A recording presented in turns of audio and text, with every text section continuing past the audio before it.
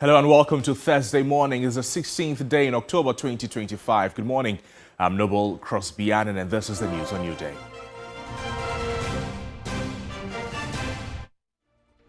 Coming up this morning, Ministry of Health cautions public about increasing cases of H3N2 and H1N1 influenza viruses in parts of the country. Also, mining and security consultant says Ghana risks the infiltration of terrorism linked to illegal mining if government does not treat the menace as an emergency. Wa High Court sentences former human resource manager of Royal Cozy Hotel to life imprisonment for the murder of owner of the hotel, Eric Johnson, known as Jirapa Dubai. Thank you for joining us this morning. We're live also on all our social media platforms at TV3 Ghana. Let's get into the details of the bulletin.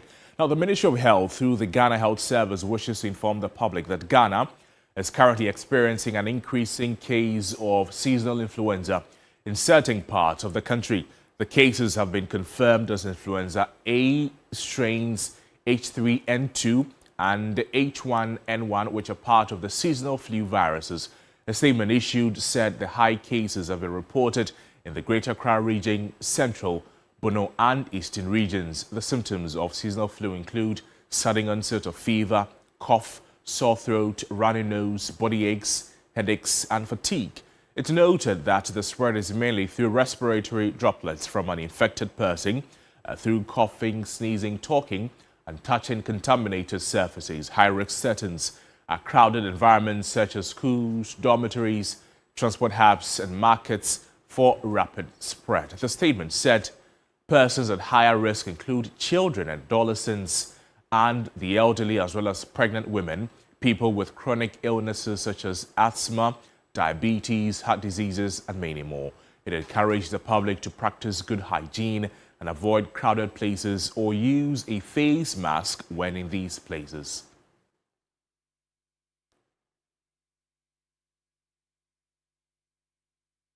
Well, let's all protect ourselves out there. From health to security, Ghana risks the infiltration of terrorism linked to illegal mining if government does not treat the menace as an emergency. These are the words of mining and security risk consultant Liam Morrissey. Speaking in an interview with Grace Hamwajiman, he argued the increasing incidences of instability in the Sahel and Ghana's porous borders puts the country at risk.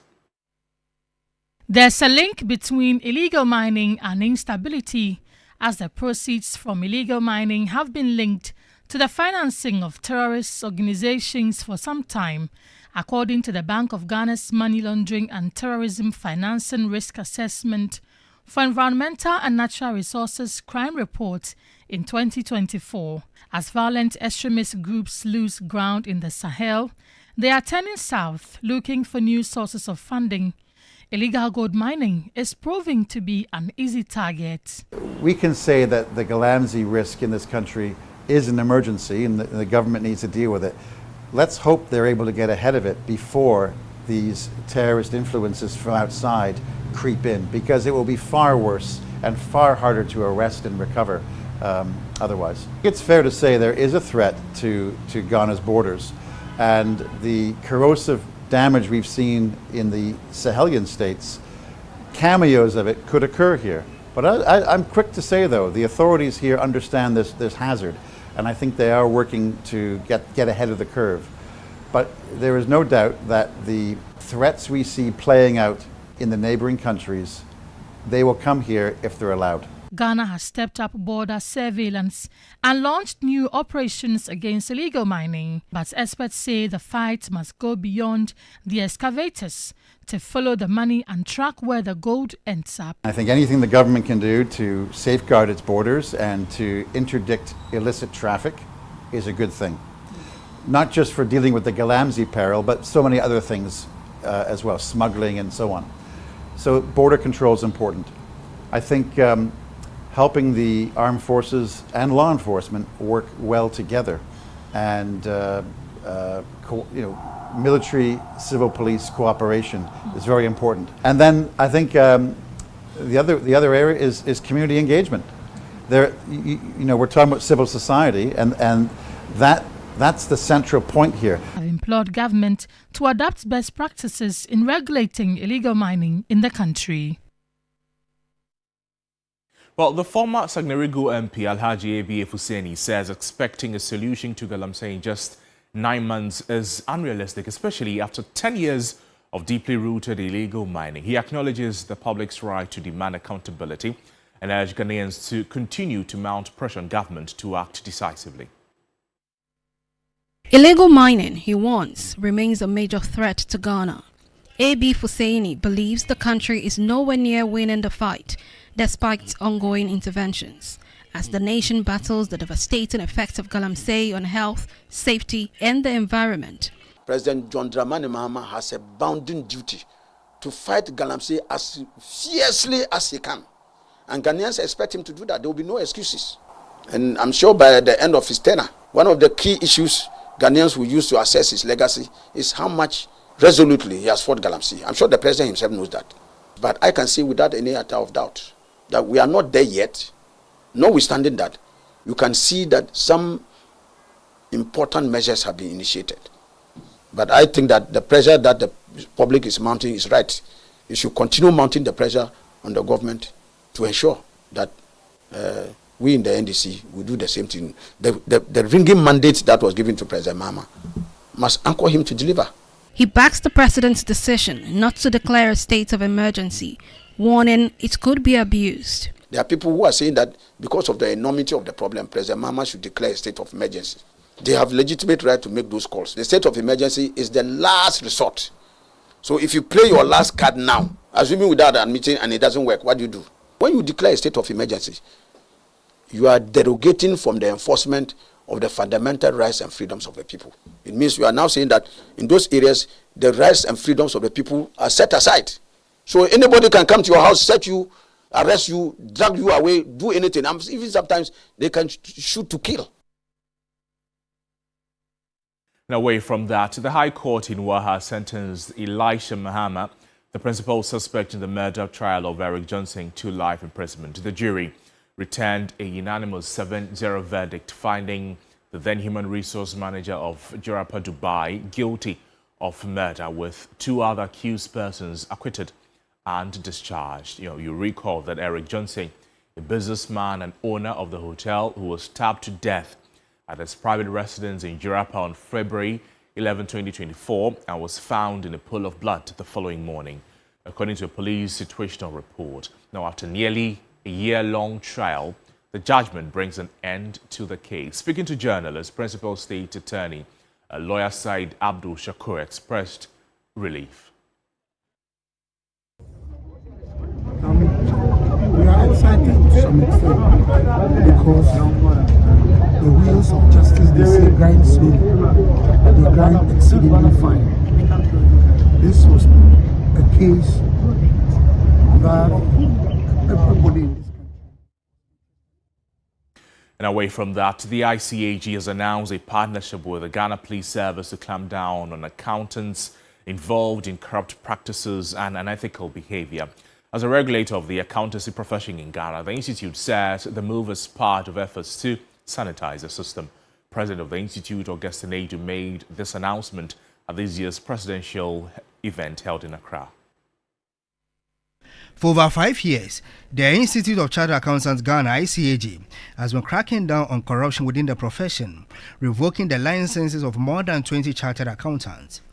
These professionals were implicated in various acts of misconduct, ranging from fraud and unethical behavior to direct involvement in corrupt practices. Some were found to have colluded with microfinance institutions to defraud unsuspecting and vulnerable clients. The 2024 Auditor General's report paints a grim picture. More than 15 million cedis was misappropriated by accountants across various institutions. Of that amount, over 4 million cedis was lost to financial irregularities alone. This growing trend continues to pose a serious threat to the integrity of the accounting profession, prompting concern from the regulator, the Institute of Chartered Accountants Ghana. The president of ICAG, Augustine Adu, has now issued a strong warning pledging to collaborate with the Ghana Police Service to arrest and prosecute offending accountants. We are working in close partnership with the Ghana Police Service and other security agencies to clamp down on unethical behavior among accounting personnel in the country. Through the dedicated work of the Discipline Committee of the Institute of Chartered Accountants, we are sending a clear message. Misconduct has consequence. Uprightness has reward. The Commissioner General of GRA underscored the need for strong framework for accountancy profession in Ghana. No amount of technology or policy reform can substitute for leadership integrity. If the tone at the top is right, everything else, systems, processes, and results will follow. If the tone at the top is compromised, no amount of reform will save your institutions. The Vice Chancellor of the University of Professional Studies, UPSA, Professor Mensa Mauto, called for a renewed commitment to corporate governance within financial institutions. The conduct and example of leadership determine whether integrity flourishes or fades. The tone at the top sets the rhyme for behavior across all levels, that is from the boardroom to the frontline employee. It also describes how leaders' attitudes, actions, and decisions influence the behavior and integrity of employees. And now, the chairman of the Parliamentary Select Committee on Food, Agriculture and Cocoa Affairs, Dr. Godfred Siedu, says the fight against climate change must go beyond ethical interventions to behavioral and institutional transformation at all levels. He made the observation at a climate vulnerability and resilience workshop organized by Agri-Ghana and Mathematica in Ghana. The two-day workshop involving 5 African countries was under the theme Strengthening Climate Adaptation Through Evidence-Based Policy and Community Action. The initiative aligns with AGRE's Strategy 3.0 and the broader Continental Climate Adaptation Agenda, ensuring that evidence from climate risk and vulnerability analysis directly informs adaptation planning, policy reforms and local actions.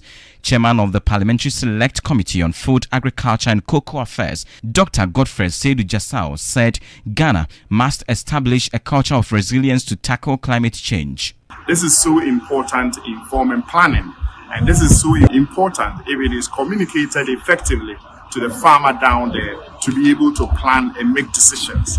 Carrying this detail backward to our farmers to be able to appreciate that these works are being done from the scientific process that was taken. Farmers were involved in producing and generating the data. Dr. Jeremiah Rogito, a specialist for soils health at AGRA, said Africa remains one of the disproportionately affected regions of climate change. And therefore, the tool that we're able to develop and we are validating here today enables us to be able to come up with high-resolution maps to be able to guide decision-making in terms of even looking at a farm systems level, but also looking at specific value chains. And particularly for Ghana here today, we're going to focus on maize and cassava, which are very key components in the Ghanaian context. Country Director for Agri-Ghana, Dr. Betty Annan, says climate change is reshaping farming systems in Africa and threatening livelihoods, and said the first edition of the validation workshop marks a significant step forward in building evidence-based, informed decision-making for greater farmer resilience. Now, to the camp of the minority in Parliament, they want government to halt plans to sell AT and migrated customers onto the Telecel network, a move they say and fear could crush the sector. Ranking member on the Information and Communications Committee says the President must order the sector minister to present the transaction to Parliament for scrutiny. Communications Minister Sam George in September explained that to avoid a crisis, AT and Telecel were going to establish roaming to migrate AT's traffic onto Telecel. He attributed the decision to the disconnection of power to AT's radio access networks across the country by the American Tower Corporation due to an outstanding debt. I need to be very, very clear on this because we've seen media reportage. This is not a merger. It is also not an acquisition. We're dealing with a force majeure situation, and the work of the transaction advisor And the recommendations from their report will lay out a clear path for the consideration of government. But the minority claims the minister is just rushing to dispose of AT owned by the state through an approved privatization. The conduct of the Minister of Communication and his action over the past 6 months since he resumed office has put the industry in a jeopardy and has particularly diminished the value of the only wholly Ghanaian-owned telecommunication company, which is AT. Honorable Esla Owusu, in the mid-2021, announced a plan to recapitalize and modernize AT, focusing on network expansion, digital service, and rural connectivity. Why do you reject a $1 billion investment proposal from Recton and yet celebrate a $50 million upgrade from Telecel? The telecom market of over 1.3 million per month requires competition and not duopoly, which will effectively operate as a monopoly. Currently, AT has the most competitive billing rate for voice, which serves majority of low-income Ghanaians. The minority has asked the president to direct the communications minister to halt the ongoing transaction and present all the details before Parliament for an enquiry to ascertain the fact to see if indeed the plan to merge AT with Telecel is in the interest of the state. We asked the president, His Excellency John Dramani Mahama, to direct his Minister for Communication to focus on making AT work rather than hastily trying to dispose it of. We are also sending a strong and unequivocal caution to Telecel Group that any attempt to acquire a strategic state asset through unlawful, non-transparent, or irregular means will not only lack legitimacy, but will also attract severe consequences in the future. We are therefore demanding an immediate stop to the current consolidation, acquisition, merger, or transaction. A comprehensive parliamentary inquiry into the circumstances and terms of the proposed consolidation. Full disclosure of all agreements, correspondence, and reports, including the transactional advice, recommendations of Afrotech, Recton, highest and best use of AT Ghana.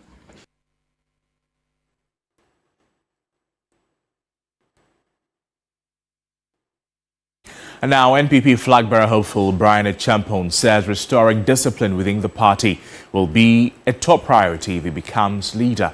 The Abatifi MP and former Greek minister insists that only strong leadership and the consistent enforcement of party rules can restore order and respect for authority within the NPP. With several concerns that discipline within the New Patriotic Party has weakened, while internal structures have often been ignored and decisions challenged publicly, flag-bearer hopeful Brian Champon says that can change with firm and decisive leadership. It purely has to do with leadership.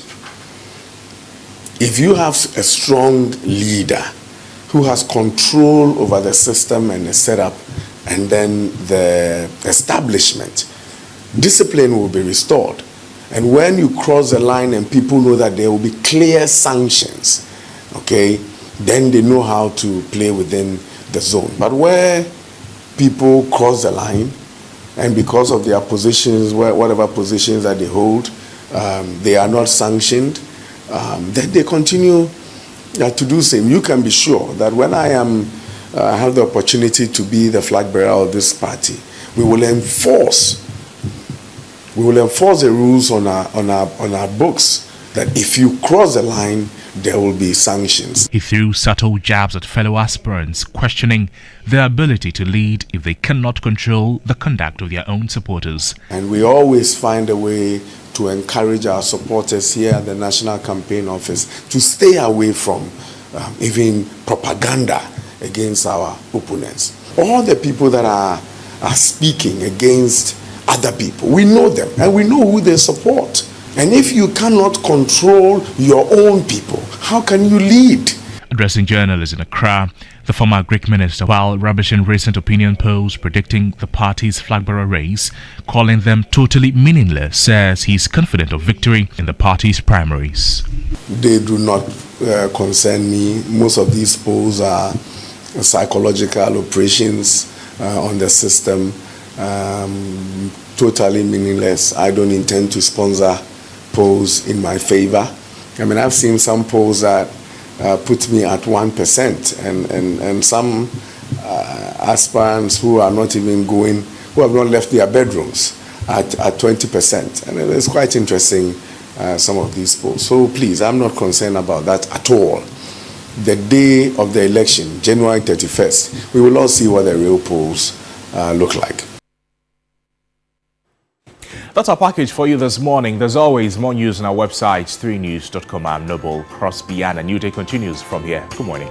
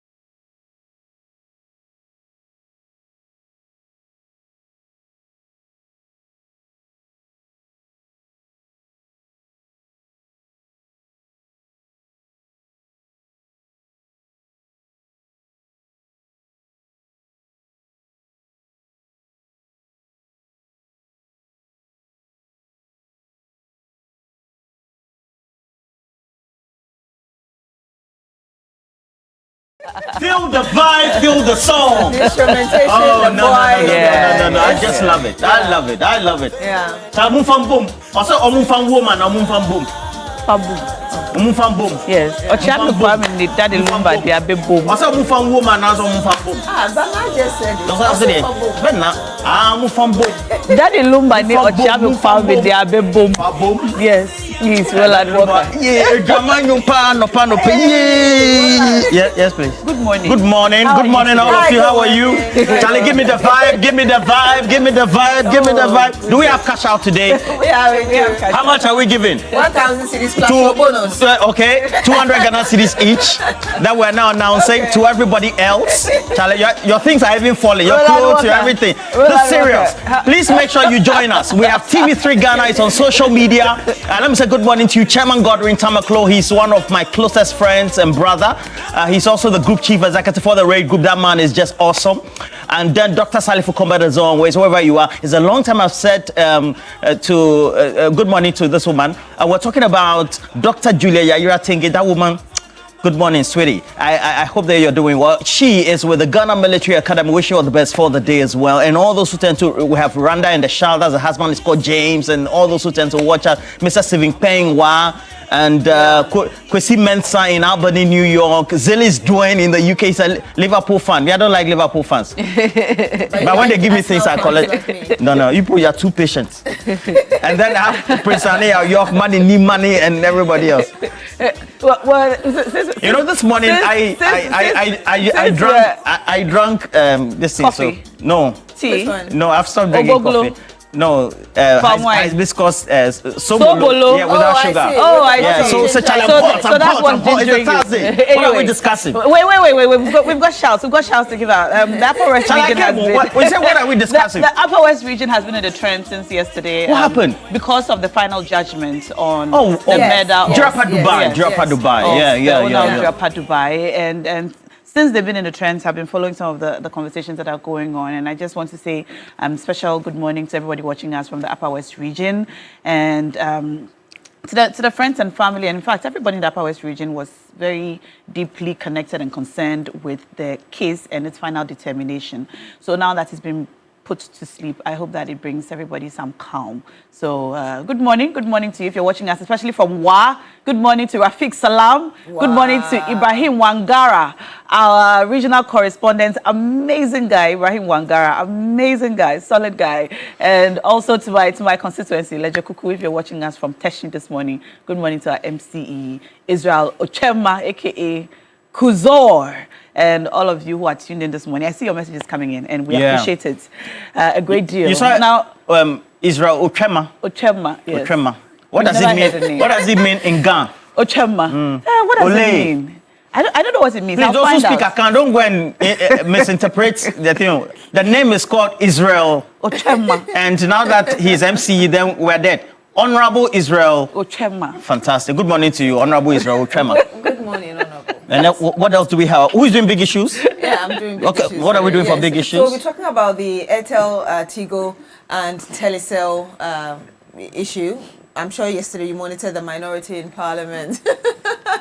The minority in Parliament criticizing the move by the government to want to let Telecel take over Airtel Tigo. So we'll be going into that. But I thought Airtel Tigo again. I thought Eslowusu, the communication minister, said $1. $1. So we'll get to find out. So we're giving it to Vodafone to manage? Yeah, Telecel. Yes. You know, sorry, Vodafone you know me, I've been a Telecel. Vodafone customer since 2009. So yes, so yeah, you used to be Ghana Telecom. Sorry, Telecel. Yeah. I apologize for the management of Telecel. Yeah. Vodafone now the woman. Yeah, so they are now going to manage it. Yes, so we have to ask question the minority is raising issues with it, and it claims that there was some secrecy, or there is some secrecy surrounding this, and of course would also look into the education minister's proposal that we should be able to convert some category B schools into category A to help deal with the problem. Yeah, I think for some days we kept getting the views of people on the placement challenges and all of that. So, well, let's see whether this is actually the solution to dealing. I mean, the solution to the problem. So, yeah. So we go straight into this morning then. Yeah. And we're going to begin the conversation on the AT Telecel possible merger. We'll begin it on this morning, and then we'll dovetail into big issues after this morning. But of course, you know you can cash out this morning. Dial star 439 hash, win 1,000 Ghana cedis out of the 10,000 cedis we are giving out today. All right. So cash out, dial star 439 hash, and win big on the show. 1,000 cedis going out to 10 of you. That's 10,000 Ghana cedis. Play now. Play at this 30 to 40 times. Tell them. It's tell like them. you don't like good things. If you're not playing. Right. Did you Play go to now. the gym this morning? Play now. Play now. Star 439 hash. Choose option 2. Increase the number of tickets you have. Wow. From 40, 45. Please be playing. Yeah. Play. Do you have ginger in the sobolo? No. Only sobolo tea. Very nice. We're hoping and that's what all else do we that have? was in the What else do we have? What we're else also do we going have? to be talking to our GMB queen today. You know that Who's the coming finals today? is on Sunday, this Sunday, and our queens have been passing through. Yeah. We had Etonam yesterday, and Nana will be here today, and they're Etonam. just letting Beautiful us know lady. what From what their region? plans are for Alongside us on Sunday. Askia. Is it Askia? The one who Asakia. Asakia, yeah. And then She there's came also on Ajoko. She came on Tuesday. Ajoko is from my constituency. Yeah. She's from Teshi. Ajoko to another beautiful she's one. from Teshi, Yeah. amazing girl. Is Ashanti region going live to the final? To the Yes. final, yeah. I think Yeah. I have Nana. I love her. Sika? Nana. Ashanti No, region. Sika is from Ashanti region. Yeah, I had love on her too Monday, much. yes. I love her too much. Well, anyway, so let's delve I straight think all into my this picks are in the 5. Wow. Yeah, you predicted all the 5. That's Greater Accra. Greater Accra, And then we have Volta, Volta region, Charlie. Ashanti. Then we have Ashanti. Yes. Then we have Upper Upper East. Yeah. We got it. All right, so on Sunday we'll be there to Who will win, support bruh? them. And Who today, do you think will win? Nana will be here. Oh, Ajoko will win. No, Ajoko will win. Ajoko is from my I mean, I think either Askia. Asakia. I think Askia. Ajoko will win. This is not even a conversation to be had. Or the Volta region queen will win. One of them will win. or any of the 5. Anyway, Yes. And then we have my favorites among them all is your favorite? Sika. Sika is from your Ashanti Yeah, region. Ashanti, yes. I see. Well, Beautiful anyway. lady. Beautiful So lady. those we're are our seeing the queens, pictures and we look now. forward to seeing all of you on Sunday at the National Theatre for the grand finales on the 19th, this Sunday, National Theatre, 8 p.m. sharp. It's only 100 cedis. It's less than the price of pizza. Yeah. Right? Yeah, it's less than the price of pizza. So on Sunday, How much is pizza come now? join It's us. been a while I've 130, 140, 180, 250. 300 All right, and so something come, if you want the family size. come join us. Who Celebrate. is having that hair? The one in the middle. I can't really That tell is from there. Ashanti region. Sika. That's Sika. Sika. Because the hair. What about the hair? It's beautiful. Relax. It's beautiful. All right, let's Fantastic. Let's Charlie. delve straight into big issue this morning. Today, of course, we're talking about the AT Telecel merger. If you're an AT customer or Telecel customer, we invite you to join this conversation. What do you make of the possible merger? Of course, the minority have raised some issues about this possible merger, saying that AT or Telecel has not exhibited any operational or technical expertise, which the AT team does not already possess, and so they don't see the point of this merger. What are your thoughts? Let us know. Call us now. The phone number is on your screen. It's time for This Morning.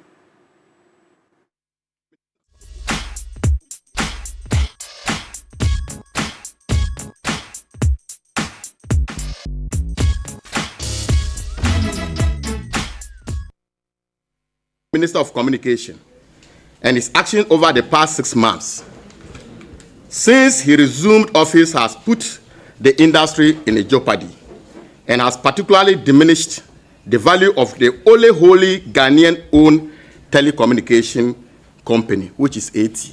Honorable Esla Owusu, in the mid-2021, announced a plan to recapitalize and modernize AT, focusing on network expansion, digital service, and rural connectivity. Why do you reject a $1 billion investment proposal from Recton and yet celebrate a $50 million upgrade from Telecel? The telecom market of over 1.3 million per month requires competition and not duopoly, which will effectively operate as a monopoly. Currently, And you just watched the ranking member on the Communications Committee, the Honourable Nyindam, criticizing the current ministry over this deal. Let's speak to Collins now. He joins us live on the phone. Good morning to you, Collins. Thank you so much for joining us. Tell us what's on your mind, where you're calling us from. Yeah, good morning. As you mentioned, my name is Collins from Amamami in the Ghana municipal. Better. Yes, sir. Yes. Yes, sir. TV3, as I'm saying, yes. Let me command you again that you are undisputed. I'm telling you the gospel fact. Media general best of the best. I don't understand why minority are demanding. I don't know what they are demanding. Well, if their interest, they can do so. But I'm telling them the gospel fact. Not I know that they should concentrate on their party. How the party has been dismantled, and give Ghanaians a break. You see, the noise is too much. What they are saying or demanding, Ghanaians are not understand their meaning. Or yesterday, the press conference that they had is most noisy. That's what I will say this morning. Thank you. Thank you so much, Collins, for calling us and sharing your views with us. Yes. You can also call us. Yes. Yeah. Let us know. So the minority, of course, have opposed. They have major oppositions to the measure. They don't see the point of it because, according to them, Telecel does not possess, or they have not exhibited any technical or operational know-how expertise that AT does not already possess. So just some details about this measure. This measure combines the 18.3% share in Telecel with AT's 7.9% share. That's about 3.15 million subscribers on the AT side and 7.29 million subscribers on the Telecel side, resulting in a combined subscriber base of about 10.44 million.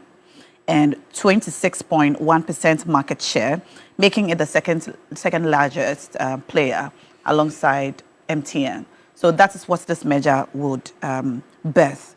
And the integration process is supposed to be in three phases. I'll share the details with you. But if you are an AT customer, how does this strike you? If you're a Telecel subscriber, how does it strike you? Is this a measure which you're open to? Is it a step in the right direction? What difference would it bring to you? Are you happy with the service? Are you happy with the service that you are currently getting from AT? If you're a Telecel subscriber, would you welcome AT subscribers? If you're happy with the service you're getting from Telecel, let us know. We have another caller joining us. Yes, we do. Good morning to you, sir. Thank you so much for joining us. Tell us your name and where you're calling us from. Hello? Hello. Yes. Good morning. Hello. Good morning. We can hear you. Please tell us your name and where you're calling us from. Please, my name is whom I'm calling from. Okay, you're calling. Please, my name is whom I'm calling from Boku. Yes, ma'am. Thank you for joining us. Please tell us what's on your mind. I hope Boku is well. Oh, we've lost her. Thank you so much. So you have the numbers on the screen. Just call us now and let us know what you think, whether you're a customer of AT or Telecel, what you think of this development. Yes, let us know. We already have some messages coming in from some AT customers. And Prince Henry from Kofregia says, first, I am fully in support of the measure, and I know this measure will bring us great things. God bless our homeland, Ghana, and make our nation great and strong. Bolga, landlord from Bolga D-Line says he's watching us, and he sends us his greetings. Good morning. Thank you for texting.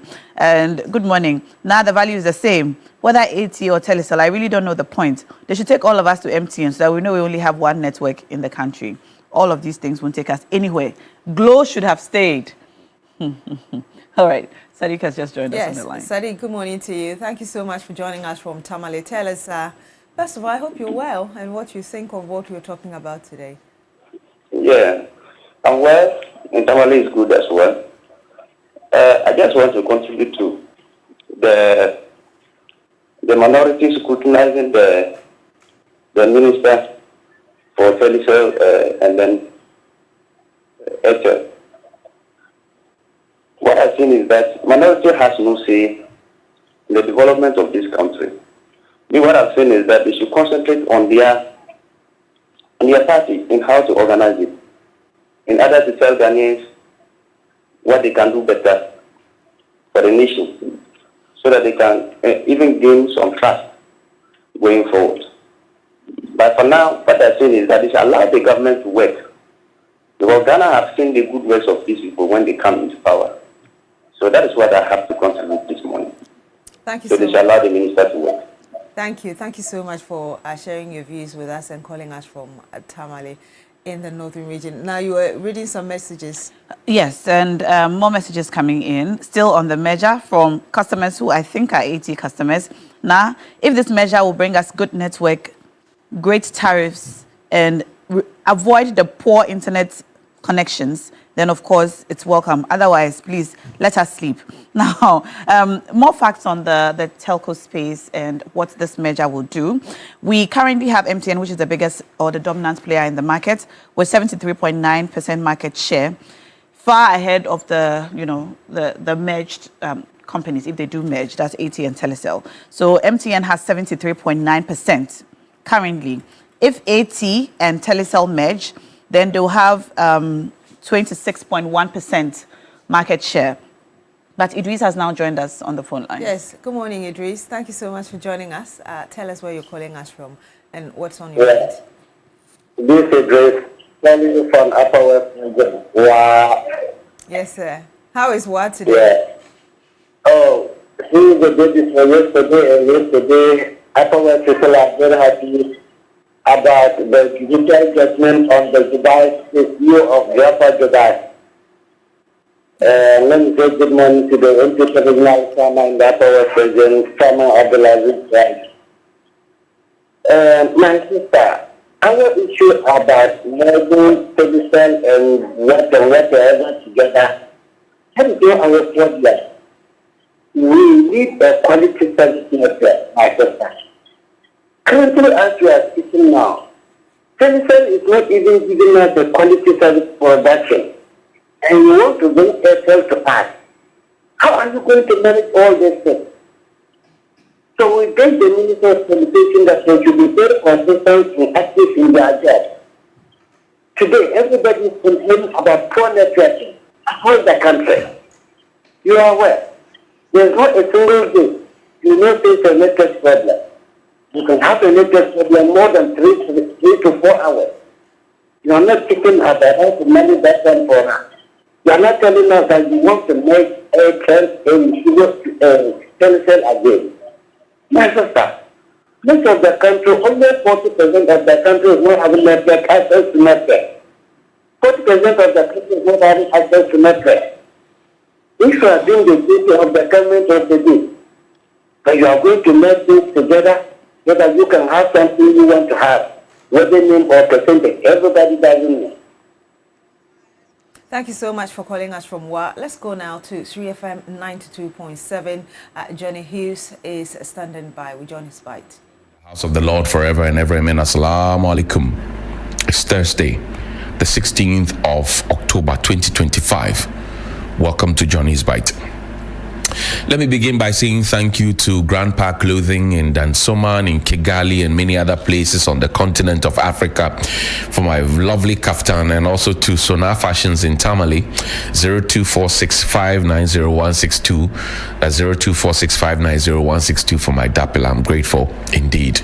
And you should be looking like this to work on a daily basis, because when you do that, you will be creating jobs, you'll be promoting Africa, and you will also be making sure that we are raking in a lot more cash to take care of ourselves. You should do that.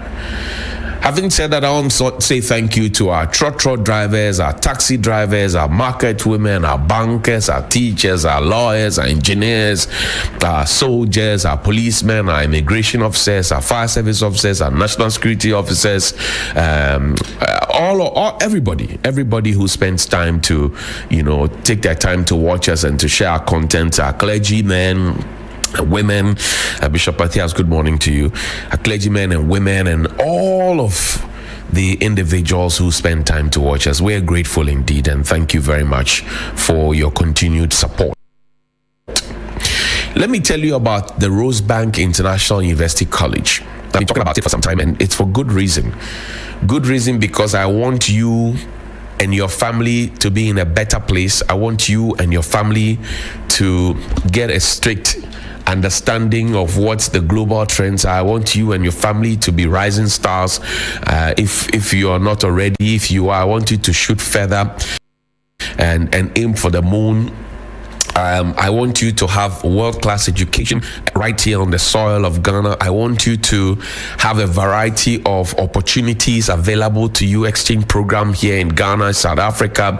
I want you to have that education that inspires excellence, education that is expert-led, education that is anchored on the community, education that is positioning you properly in the future, education that gives you a cozy classroom that is not crowded, education that gives you something that will let you thrive globally, education that will give you all the opportunities that you're looking for. And it's right here in Ghana. It's called the Rosebank International University College. I call it the adult Montessori, and it's designed to match international benchmarks. So you can be training here, but you and those in all those big Ivy League schools, etc., will be at par literally, because you are also getting some international education right here. They have all the necessary accreditations, whether from City and Guilds, Capsicum, whether from GTEx, the South African authorities. Everybody has come on board and they have given them an opportunity. Over 146 universities across the continent of Africa, over 100,000 learners, or if you like, students, global programs, expert-led lectures. You should be calling the Rosebank International University now if you haven't already called them, or you should be visiting the campus at the Opebia building, right in the Opebia building, and you should call them if you are calling from outside. That's +233 307 007 800. That's +233 307 007 800, or www.riuc.edu.gh. If you're calling here in Ghana, it's 0303 0307 007 800. That's 0307 007 800, and you will thank me later. We will talk about the Ghana National Fire Service and do a little throwback in Parliament. But I have a question. I attended a public school, what we call Saito. In my days, it was a morning and afternoon shift, Lebi Kashwande and Napani Wia. In my days at Kaneshi Anglican JSS, what we had was called Pigeon and Dove. So I was in A, it was Pigeon, and then those who were in B was Dove. So you come to school in the mornings from 6 a.m. to 12:45 for 2 weeks, and then you swap to the afternoon for 2 weeks. And we did that. We went to school. We had a very lovely headmaster at the time. First, it was the headmistress, Mrs. Kwashim, and then later we had Mr. Donko, Mr. Philip Donko, who later became the headmaster. And they encouraged us to, take our studies seriously, and, they taught us how to do some basic gardening and all of those. So we used to bring water from home because the school didn't have water supply at the time. We used to bring water from home in gallons and the rest. And the teachers were so lovely. The headmaster was so lovely. In fact, at the time, the building that we used belonged to the Anglican Church. And it is the Bishop Matheson Girls' School, for those who are very advanced in age. It's right at the Kaneshi area, Bishop Matheson Girls' School. And I'm sure it was a middle school at the time. So they had 4 classrooms, Form 1, Form 2, Form 3, Form 4, right? Then when the JSS system kicked in, the program kicked in, we had 3 classrooms. So what was then available to us was 3 classrooms. The last one used to be a staff common room. Now, guess what? At the time, there was another school that had come to join us that had their primary 6 joining our block. So the teachers, out of their own magnanimity, vacated their classroom, sat on the corridor at the back, and used that as their common room, right? So that the children could get classrooms to study in. They were not thinking about their comfort. They were thinking about the future children like us.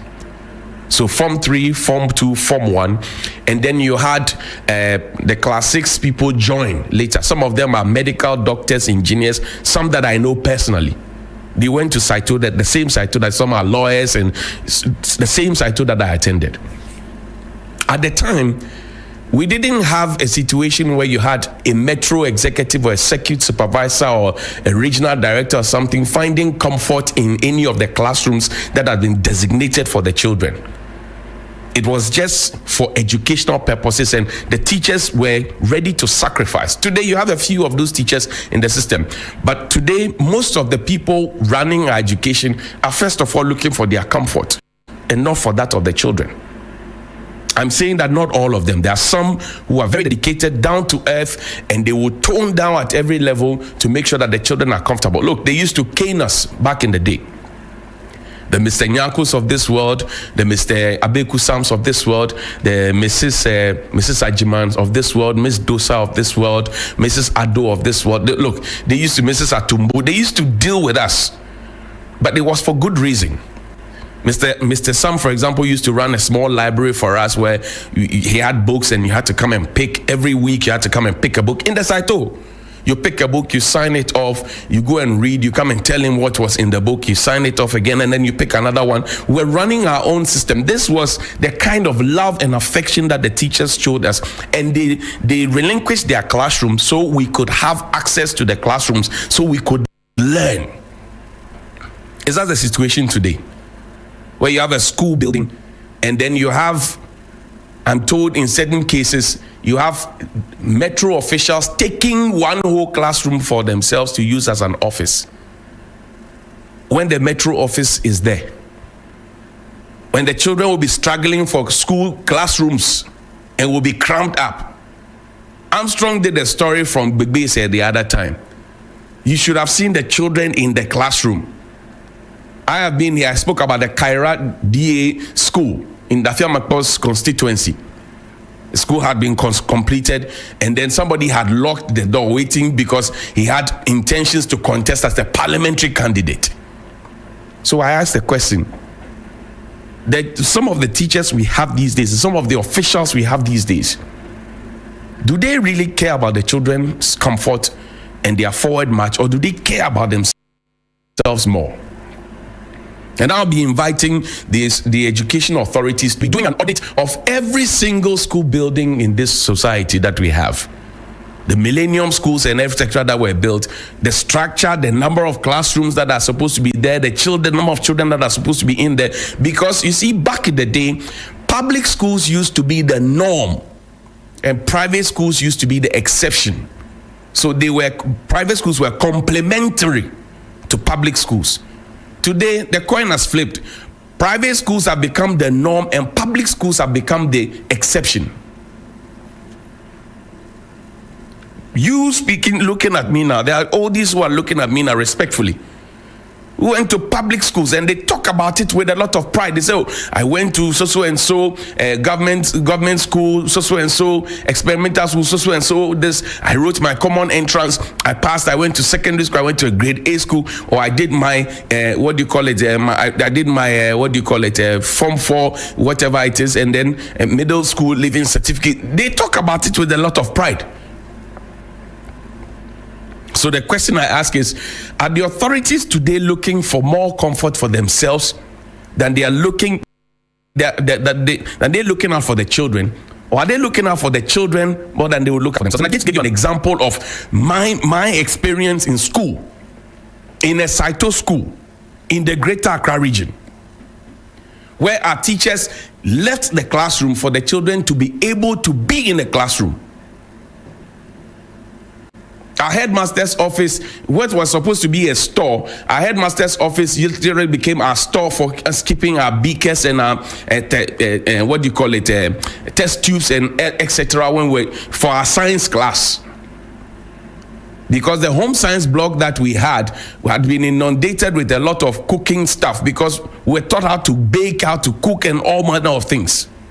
Is that the situation today? I will be doing an audit after audit, and I am still on the let the retirees go, let the young grow. There are still people who brag that they are past 60 years and they are still in the service, and they tell it to people publicly. Oh, we have that on record. When we start playing and start showing the photos of people who have gone past 60, either they have reduced their ages to be in there, or at the time when they claim that they are past 60, then they might have given birth as teenagers. But you know, in the old system, you couldn't have been a teenager to have given birth if you still would continue your school. Because you go to middle school, if you went to secondary school, you do form up to form 5, then you do O level, A level, all those long process. Even if you are going to teacher training, it's quite a elaborate process. So we will get into the details.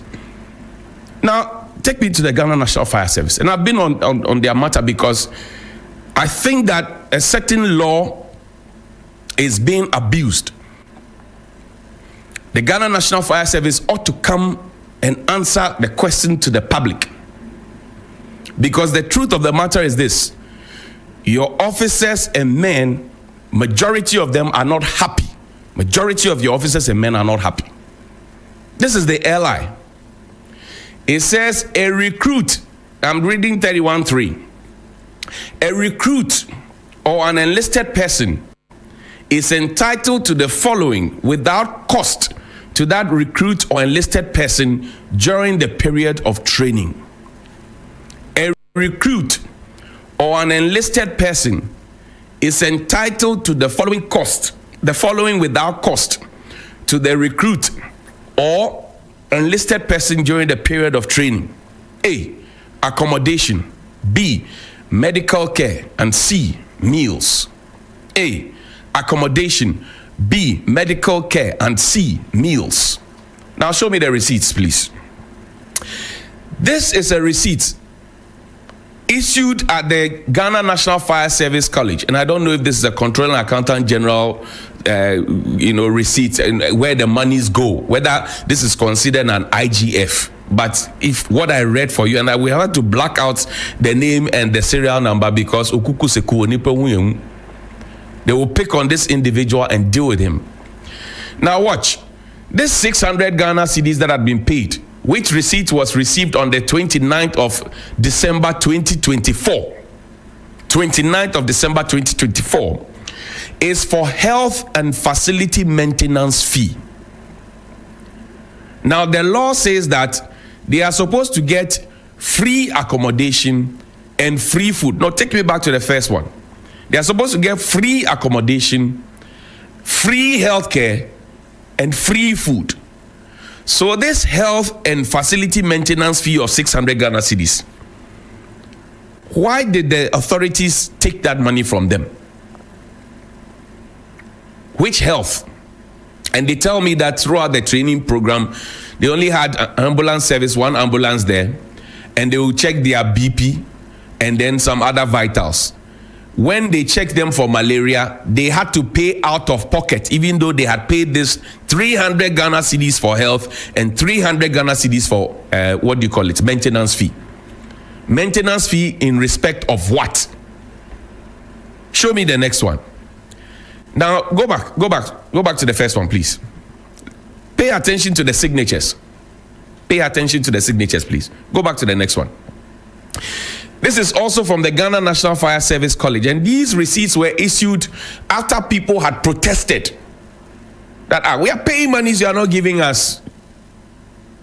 Now, this is the 30th of January 2025. Ghana National Fire Service College, 1,500 cedis, feeding.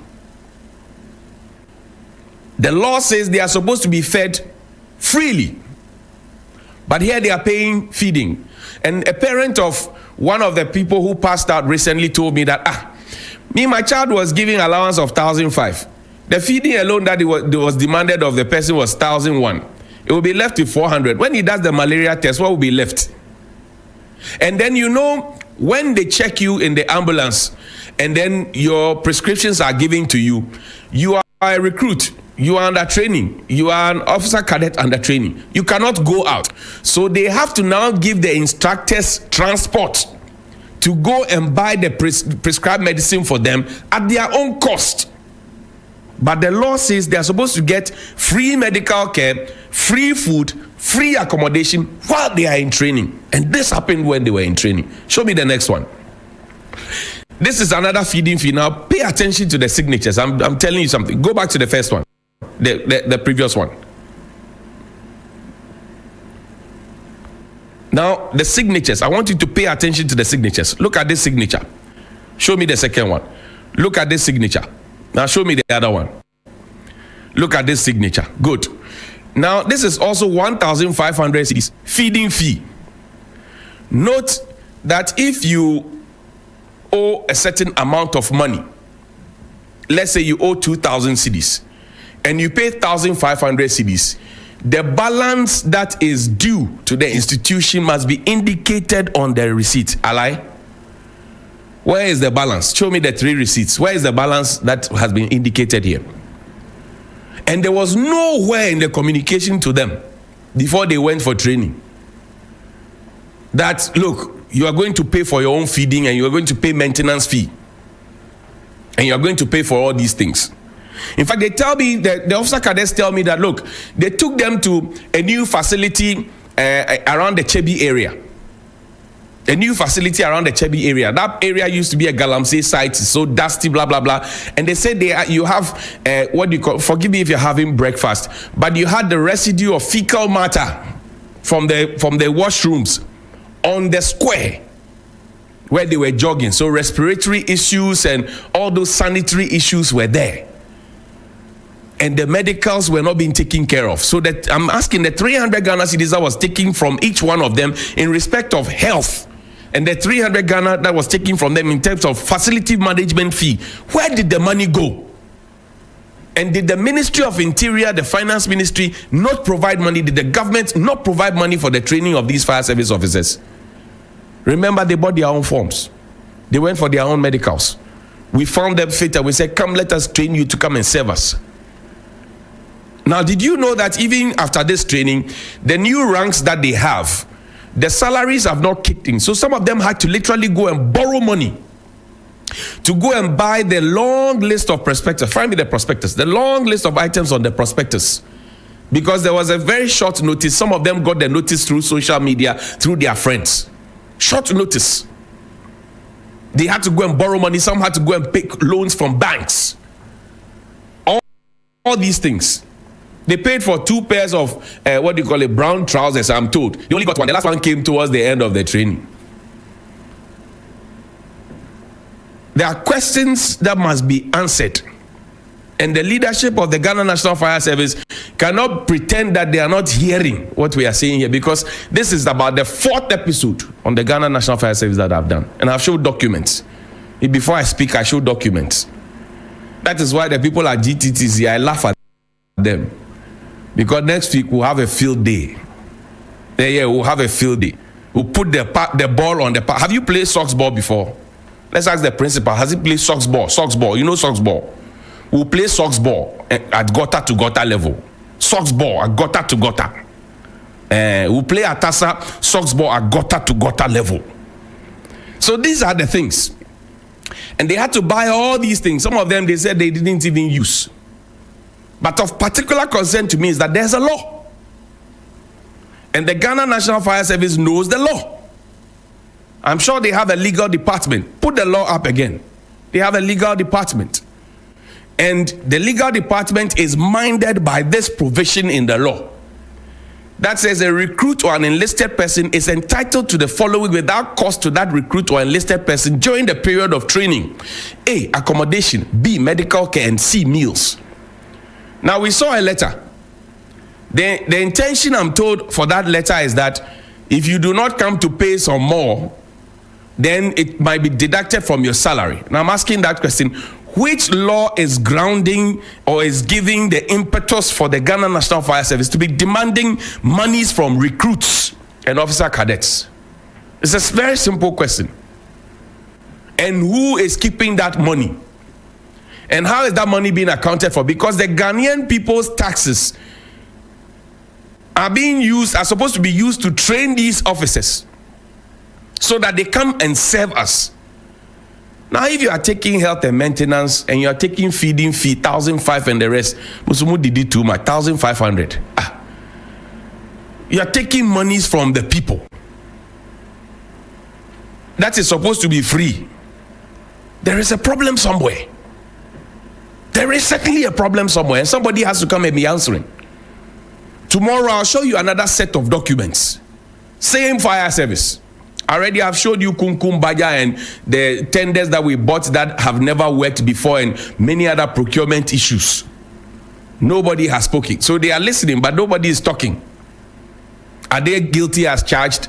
I don't know. Take me to Parliament. Dear Speaker Bagbin, we are wrapping up. Good morning to you, sir. How are you, big uncle? I trust you are very, very fine. You are number 3, and we appreciate and respect you for that. Now, you have consistently also reminded us how you have been in Parliament for a very, very long time and how the institution of Parliament ought to be preserved and respected, and I side with you.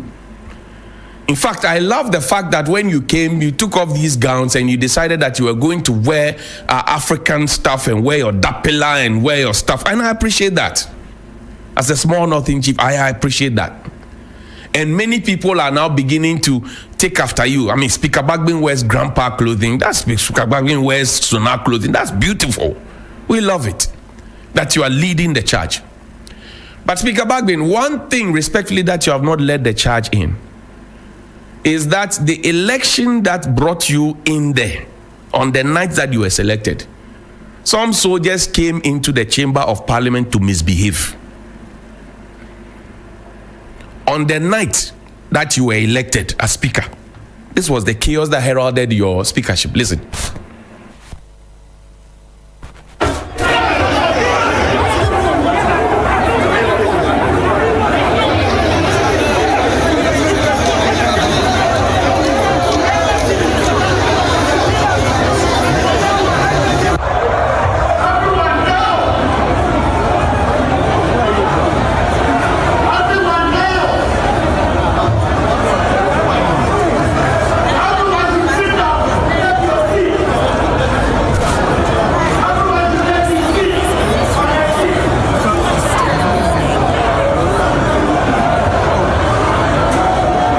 Speaker Bagbin, today is Throwback Thursday. Keep the image on. Keep the images on. This was the kind of chaos that heralded your speakership. After having been majority leader, minority leader over the years, a very good debater, very smart and wise man, this was how you were welcomed as Speaker of Ghana's 7th Parliament and now the 8th Parliament. The soldiers that got into the chamber, even for those of us who have covered Parliament, we have no right and authority to be in the chamber on the floor of Parliament if we have not been authorized so to do. But these soldiers, led by a colonel at the time, now I understand he is now a brigadier general, a 1-star general, came in there. And I'm not sure that they came in there just because they wanted to barge in. They came in there because somebody possibly may have called them. Mind you, Mr. Speaker, the marshals in Parliament, most of them are soldiers. So they know the repercussions. Mr. Speaker, need I remind you that on this night, when your election was going to be held, when you were going to be chosen as Speaker, never mind that at the time the brochure that had been printed had Professor Okwe's picture on the front, so we had to now go and stick it together. Oh, we know, we saw it, don't worry. Never mind. But on this particular night, there was no President of the Republic. And there was no Speaker of Parliament. You were now going to be chosen as Speaker. It was only the judiciary that was intact. What if the soldiers who had been called in, who came onto the floor of Parliament, and you could see Kwesi Fori begging, literally talking to them and appealing to them. DCOP, big man, begging them. Anything could have happened. A coup could have happened. A takeover could have happened. And up until now, Speaker Bagbin, the ministers who were there at the time as defense minister, as interior minister, as national security minister, all of them went through the second round of vetting, unscathed, approved, because you put the question and the people said, yeah. So if the Azaga says, say, Speaker Bagbin, you are part of it. If we are looking for those who ate the python, you are part. Respectfully. When are you going to let us do a proper probe to find out who actually called the sheriff? When are we going to find out who made the call and what punishment has come to these soldiers and the person who led them? Because if we don't do this, in future, we will have more chaos. Some overzealous person will take on and do the unthinkable. And we have a history as a country. Right from the First Republic, we have a history as a country. Some overzealous soldiers. We have had a history in this country. We cannot pretend to forget our history all of a sudden.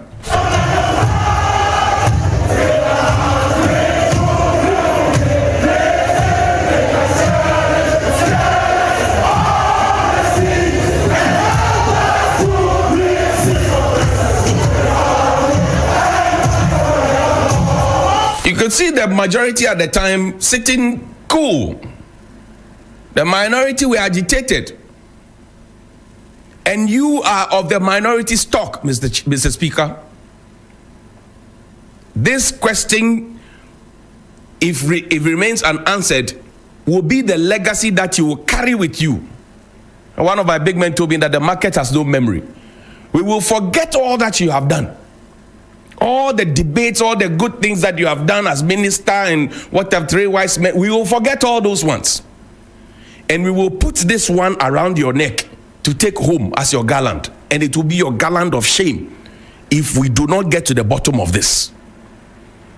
We have to find the people. Show me the other, Mr. Speaker, still under your watch. Show me the other video. Now this is in Parliament. Members of Parliament destroying state property. So what has happened to them? You only said we are suspending them, blah, blah, blah. If I came to Parliament and broke a chair, or I came to Parliament and picked one of the microphones and broke it, taxpayers' money, I'm sure that there will be a so-called privileges committee that will call me. The privileges committee, as it is called, where is the privileges committee in all of this? Where members of Parliament who demand that they be called honorable were fooling on national TV when they knew that the cameras were there, visitors were there, chiefs were there, elders, people were older than they were there. They were fooling, playing the fool on TV. What example were they showing? And we saw the destruction of property. Never mind that when they finished the meetings, the place is left so dirty. Never mind. This is after they finished the meetings. Look at the debt. Honorable members, look at the debt on the table. Empty cups, empty saucer, papers, bazaar. Bazaar. Even my son of Brimpon School, they won't do this. Jajoda won't do this. Look at state destruction of state property. Bazaar. Bazaar, bazaar, bazaar, bazaar, bazaar. And they destroyed state property. Have they been surcharged? Have they been held before the privileges committee? Mr. Speaker, this is another legacy that we will hang on your neck if you don't solve the problem and you don't punish people and you don't play the strict fatherly role and disciplinarian that we know you to be. It is at your doorstep now. Show me Sputnik V at the height of COVID. We had Sputnik V Tobo when we were dying. And when we were dying, we were all dying. We were being convinced that we needed money to buy vaccines. Even that, the vaccines were being overpriced to be sold to us. The Minister for Health at the time, the MP for Delmar Central, former MP for Delmar Central, he told us that he was not thinking straight. He sidestepped the Public Financial Management Act. He told us that he was not thinking straight. But he remained at post because his friend is Akufo-Addo. Akufo-Addo kept him at post, even though he told us that he was not thinking straight. And we know that the basic requirement to become a member of parliament or to lead is to be of sound mind. It's in the Constitution. I didn't write it. You were perhaps part of the framers of the Constitution, Mr. Speaker.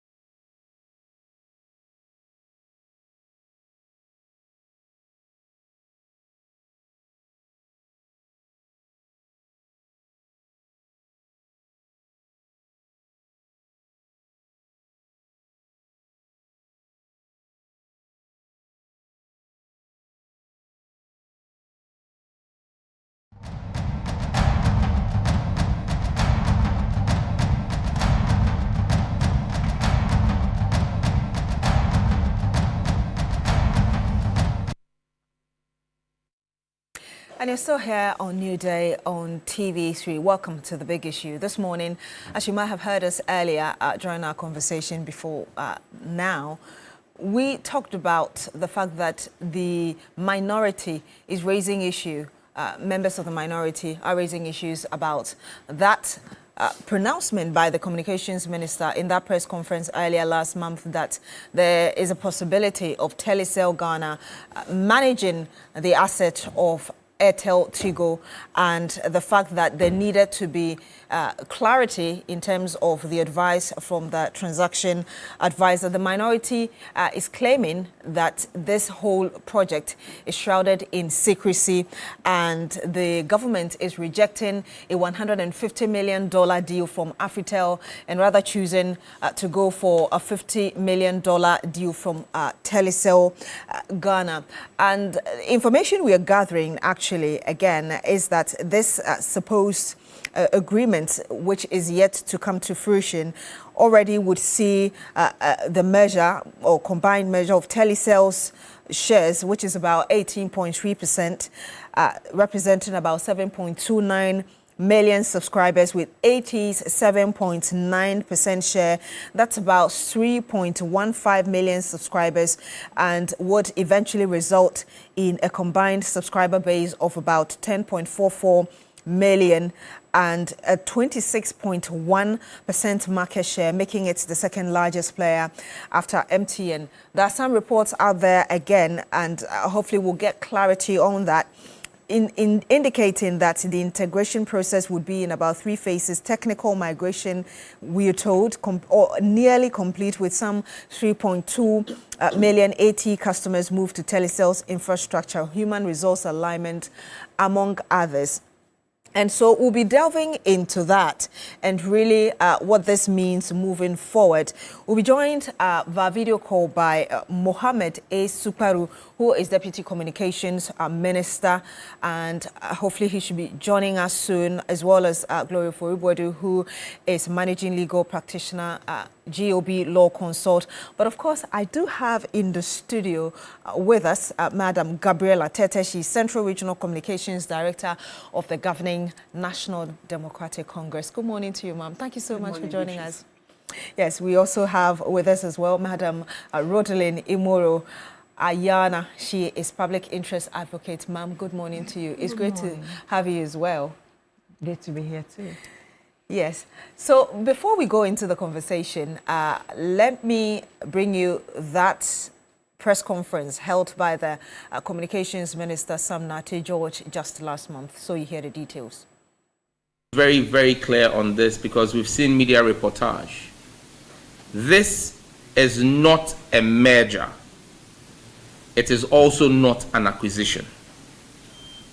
We're dealing with a force majeure situation, and the work of the transaction advisor and the recommendations from their report will lay out a clear path for the consideration of the conduct of the Minister of Communication and his action over the past 6 months since he resumed office has put the industry in a jeopardy and has particularly diminished the value of the only wholly Ghanaian-owned telecommunication company, which is AT. Honorable Esla Owusu, in the mid-2021, announced a plan to recapitalize and modernize AT, focusing on network expansion, digital service, and rural connectivity. Why do you reject a $1 billion investment proposal from Recton and yet celebrate a $50 million upgrade from Telecel? The telecom market of over 1.3 million per month requires competition and not duopoly, which will effectively operate as a monopoly. Currently, AT has the most competitive billing rate for voice, which serves majority of low-income. Ask the President, His Excellency John Dramani Mahama, to direct his Minister for Communication to focus on making AT work rather than hastily trying to dispose it of. We are also sending a strong and unequivocal caution to Telecel Group that any attempt to acquire a strategic state asset through unlawful, non-transparent, or irregular means will not only lack legitimacy, but will also attract severe consequences in the future. We are therefore demanding an immediate stop to the current consolidation, acquisition, merger, or transaction. And he watched right there the ranking member on the Communications Committee of Parliament. He's a member of the minority in Parliament, Matthew Nyendam. So let's watch exactly how we got here in terms of the timelines regarding the acquisition of Airtel Tigo and why we are where we are. Yes, so in April 2021, the government, led by the then Communications Minister, Esla Owusu Ekufo, acquired about 100% of Airtel Tigo for, as we were told by Esla Owusu then, $1. US dollar, assuming some 3.5 billion Ghana cedi debt amidst severe financial distress. From April, we moved to June 2023, where Airtel Tigo rebranded to AT Ghana, and Hanam Investment UK partnered to fund network upgrades and 4G expansion. Again, in 2023, in November, there was a joint venture with Hanan Investment, which was launched to enhance services. Some 300 employees were retained. In February to March 2024, AT Ghana remained fully state-owned 100%, but started merger talks with Telecel Ghana. 2024. Again, in June 2025 this year, the government announced a measure plan with Telecel Ghana to rival MTN, backed by a proposed $600 million US investment. And in 2025, September, KPMG appointed as measure advisor. Plan covers some 3.2 million customers, 300 employees, and 120-day restructuring. And in October, in this month, the measure still pending approval, AT Ghana holds some 781.8 million Ghana cedi assets and 3.56 billion Ghana cedi liabilities and a 2.78 billion equity while operating at a loss. And so there you have it, the details, and like I did tell you, we'll be breaking down the details we've given you and really where we are at this stage. Remember that in the course of the conversation, we'll also be telling you about the proposal by the Education Minister, Haruna Idrisu, to convert some Category B schools to A to help deal with the pressure associated with finding placement for some senior high school students, as we've witnessed over the last few weeks. Let me acknowledge that Madam Gloria Ofori Buedu, the managing legal practitioner with GOB Law Consult, has joined us via video call. Good morning to you, ma'am, if you can hear us. Thank you also for joining us. Okay, we can't hear you. I think you're muted. If you can unmute yourself, so we're ready to, when we're ready to come to you, you can give us your thoughts. But I want to start with you, Madam Gabriela Tete. And we just watched the minister there in that press conference insisting that this was not an acquisition, it was neither a measure, and rather described it as a force majeure situation.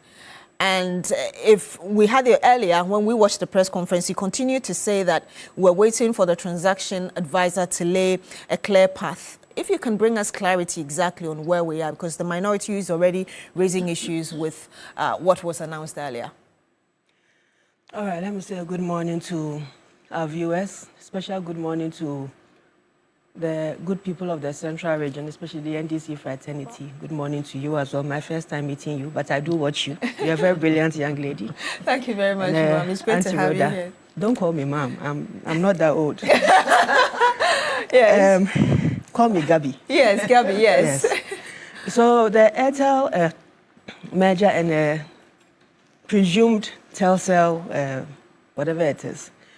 You know, I'm happy that you did a bit of a timeline to bring viewers to speed on what the past has been like with the Airtel and Tigo partnership.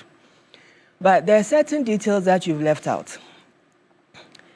In 2017 to 2018, when Airtel took over Tigo, when they had their partnership, what happened was that partnership was not very successful. because not only did the company lose subscribers, they were recording year-on-year debt increases and heavy losses. So as their debt was increasing, their losses was also increasing. So let me pause you here. You're saying that after Airtel took over Tigo, yes, Airtel began seeing losses. Yes, Airtel Tigo. And why did that happen? It was because they were operating in a very difficult business environment. Now you are competing against a brand like MTN, which is a powerhouse when it comes to mobile technology across the continent, even, other places where they have across the globe. And so that partnership in itself struggled. Now, when government took over that partnership, government, in what the MPP, in their press conference, what the gentleman mentioned was that Eslo Usu came up with a plan. You see, there's a difference between coming up with a plan and actually executing a plan. Now, in the case where you come up with a plan, which you said you are taking over this company, forget that you took it over for $1. There was still a $3.5 billion debt in the books of this Airtel Tigo partnership.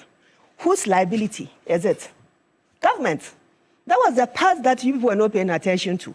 Secondly, with that kind of debt, you owe suppliers, including ATC, that they are accusing Sam George of not paying on time. A myriad of service providers who this company was indebted to. Now, in 2023, when government took over, what injection, and I'm talking financial injection, did government, under the NPP administration, with Madam Eslo-Wusu, and this NPP minority who are now coming to advise us, what pragmatic solution did they offer Ghanaians, especially the subscribers of Airtel Tigo? In the last year alone, Airtel Tigo subscribers fell from 10 million to 4.6 million. Astronomical.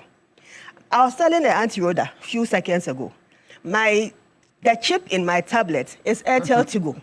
The mast is just 2 blocks from my house, and yet I can go two weeks without service. It just pops up, it pops off, it pops up, it pops off. I mean, you have to really love Tigo. You must want an alternative to follow Airtel Tigo. But be it as it may, there's a problem now, which is that Airtel Tigo is recording heavy losses. They need investment in infrastructure. What do we do? First of all, to show up that the 4.6 million subscribers left on the system, whose monies are sitting on mobile money wallets, and who are depending on this, because some people have emotional attachment to numbers, so they're not able to just shift to other networks. So what do we do to keep these people there? Keep the 300 people who are employed in AT. How are we going to keep this company afloat for the time being? And government said that, okay, now we have some shares in Telcel. So what we are going to do is that in the interim, your infrastructure is dilapidated. We don't have the resources to put money into you right now, but we are going to let you ride on Telcel's infrastructure. And that is where that partnership first came in. And I'll let you continue with that. I just want to take you back to what you're reporting Esla to have said. Because in that communication earlier, she claimed that indeed the debt had been forgiven, as it were, with a lot of media houses saying that, and even insisting on her Facebook page that at the time, now Minister for Communications... And then after that, how much did you really put in to invest? Sam George... The company needed the investment. Yes, Sam George had said that we're acquiring it for some $25 million. And she came to dismiss that and said that just go and sleep because we acquired this for $1.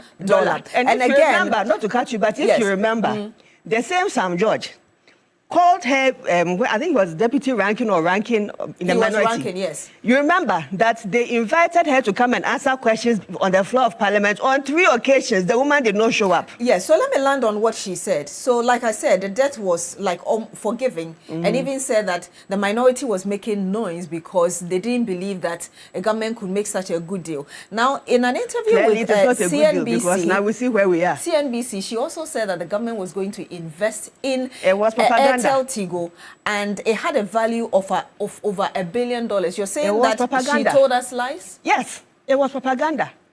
And that is why Airtel Tigo is in crisis today. Because if all the things that they were saying they were going to do. If they had done it, we won't have this crisis on our hands. What Sam George explained, that this is like a forced majority. As I've told you, there are subscribers whose lines and whose money sitting on the fintech side of Airtel that we are trying to protect. There's government investment from the past that we've taken over this company. It's sitting there. So how do we preserve Airtel Tigo whilst we look at how do we solve the problem? Now, the proposal with Telecel is not a final proposal. Currently, as we speak, there's KPMG, which has been engaged by the Ministry of Communication as financial advisors, who are working on the roadmap on whether we should have Airtel Tigo stand alone, and now with investment or we find new partnership. Doesn't necessarily have to be Telecel. Whether we are going for a public-private partnership, and now that Airtel Tigo is 100% government-owned, any other partnership that comes on board, it could be a PPP arrangement. Or whether we're going to have a management contract with whoever comes on board. And that also includes, or may not include, Telecel. So the decision with Telecel is not being finalized. Now, the minorities press conference, they shot themselves in the foot. In fact, they ran ahead of themselves unnecessarily. And I want to ask the minority a question. Currently, when I was listening to them yesterday, live on TV, whose interests are they pursuing? According to them, this Canadian company offered government of Ghana $150 million and additional $1 billion investment. The MOU that the Ministry of Communications signed with the Canadians did not have any $1 billion mentioned anywhere. They should tell us where they got that $1 billion figure from. Additionally, they should also tell us, me as a floater, a citizen of Ghana, I'm interested in the minority. They should tell us whose interests are they really pursuing with this press conference. They said they are the committee on something. Even me, common floor member, I know how far this deal has reached. You, who is sitting in parliament, expect people to come and report to you. You don't know that KPMG has not finished their work. They're saying that this whole thing is shrouded in secrecy. Where's the secrecy? And you're not doing this in the interest of the Ghanaian people. When a transaction advisor has been engaged to give us a credible road, is KPMG a blue kiosk? Blue kiosk, forgive me, but this is just an expression. Is KPMG a blue kiosk consultancy? Is that not an international firm with global repute, known to transact all over the globe? So we're not dealing with a barber shop, a saloon, a consultant. We are dealing with credible people, credible institutions to advise us on the way forward. And as I've mentioned to you, KPMG has not finished their work. The minority should wait. When KPMG is done with the report, it will be presented to cabinet, government will review it, government will take a decision, will bring it to parliament. They'll have the opportunity to ask all their questions. But now as it stands, and the way they were forcing to pack data and money into that Canadian company, I am very suspicious of this minority. I believe that they are pursuing the interests of the Canadian company. They should all wait. The right thing is being done. We are resetting. And we've asked the people of Ghana voted for NDC because they expect right things to be done. The subscribers of Airtel Tigo, of which I am one, we want better services, not 2 weeks today, 2 weeks tomorrow. No, I want proper service. I have a mobile wallet on that. I don't know how much is on it, but I have it. So everybody should be patient. We are working on it. The Ministry of Communication is on top of issues. The right time, the information will be shared, and we'll all know the way forward on this project. Let me take you a little bit back again before I go to Madam Gloria for everybody for some response before I come to you, Madam Ayana. You're claiming that at the time the Airtel Tigo deal, the initial one, was signed, the business had a very difficult environment. But at that time, you would remember that when we talk about COVID-19 and the repercussions, the MPP has kept saying that the economy was doing quite fine until late 2019 when COVID struck and 2020 and all the rippling effects. So how do you mean by the difficult environment you talked about? When it comes to business, data is what speaks, not any government propaganda. And the data showed that consistently from 2021, this company has been making record losses.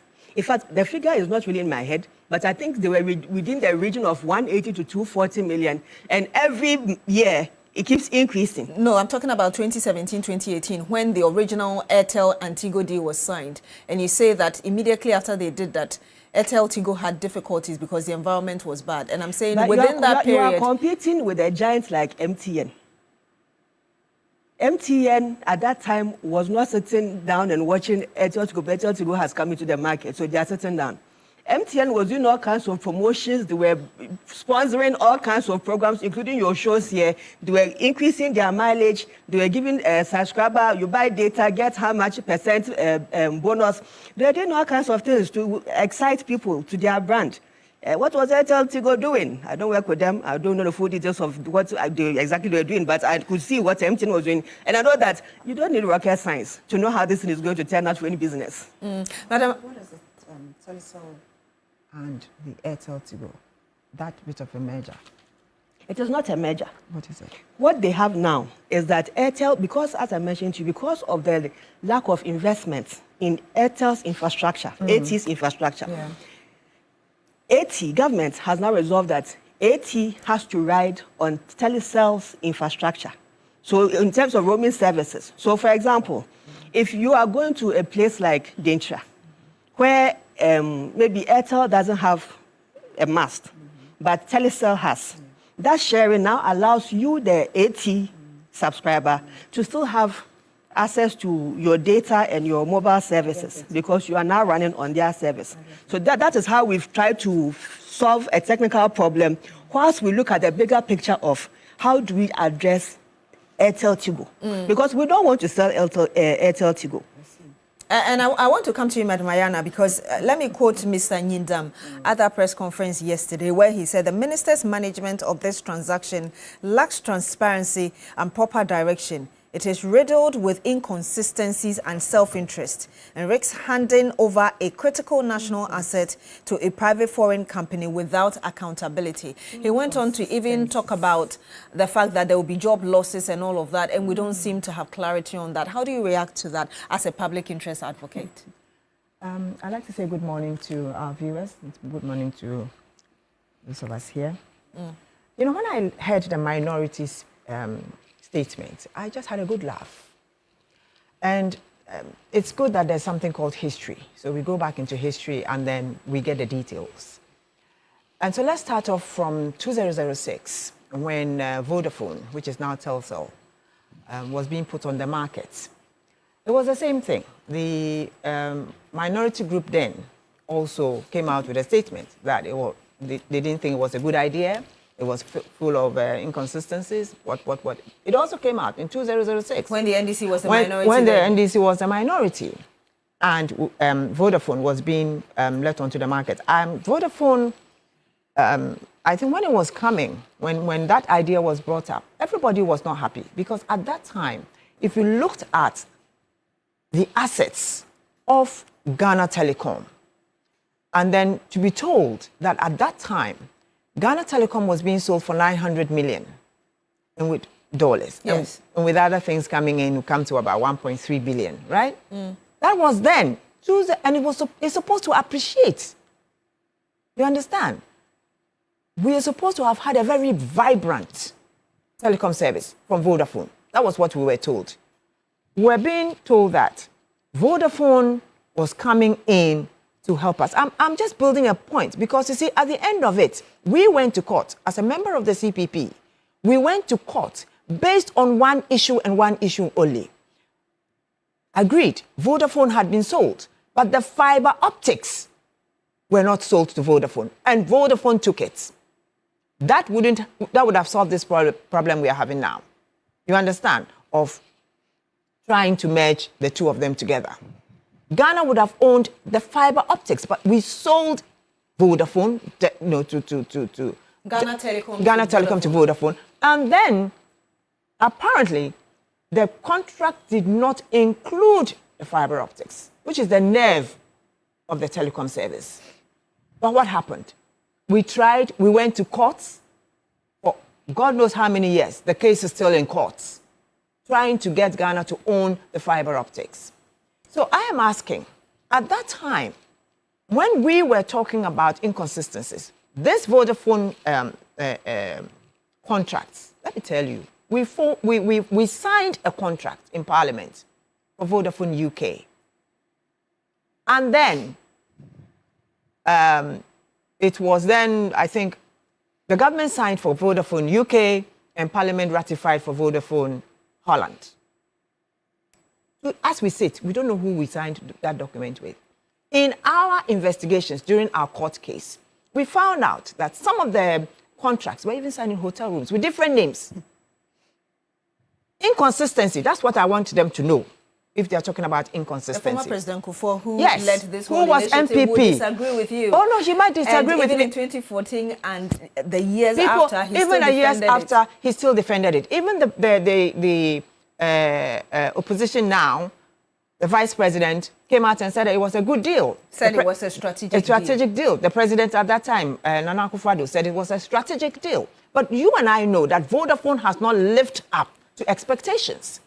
Even though Vodafone took the whole lot of assets that Ghana Telecom had. Is that not why Dr. Baumia said that it was strategic? Because then we sold and got $900 million, it was which they undervalued. think was worth it. Well, we thought it was undervalued.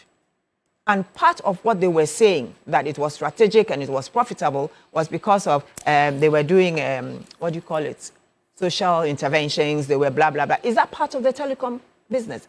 That was not why we voted for them to come and do social interventions in other places. You understand what I'm saying? So besides that one, I just want to say that the minority has no voice to come out and even ask or say that the government of the NDC is being secretive, is inconsistent, and is doing secret dealings. There was more secret dealings in the Vodafone Telecom case. Ghana accepted it and it moved on. So, from what I heard, the Minister of Communications says that it's not a merger and it's not an acquisition. As I sit, there's nothing that I can say because, as it is, he has not come out with a definite policy statement on this issue. So my conclusion is that this whole talk about secret dealings and whatnot should hold, because it is something that has happened before. We have lived with it.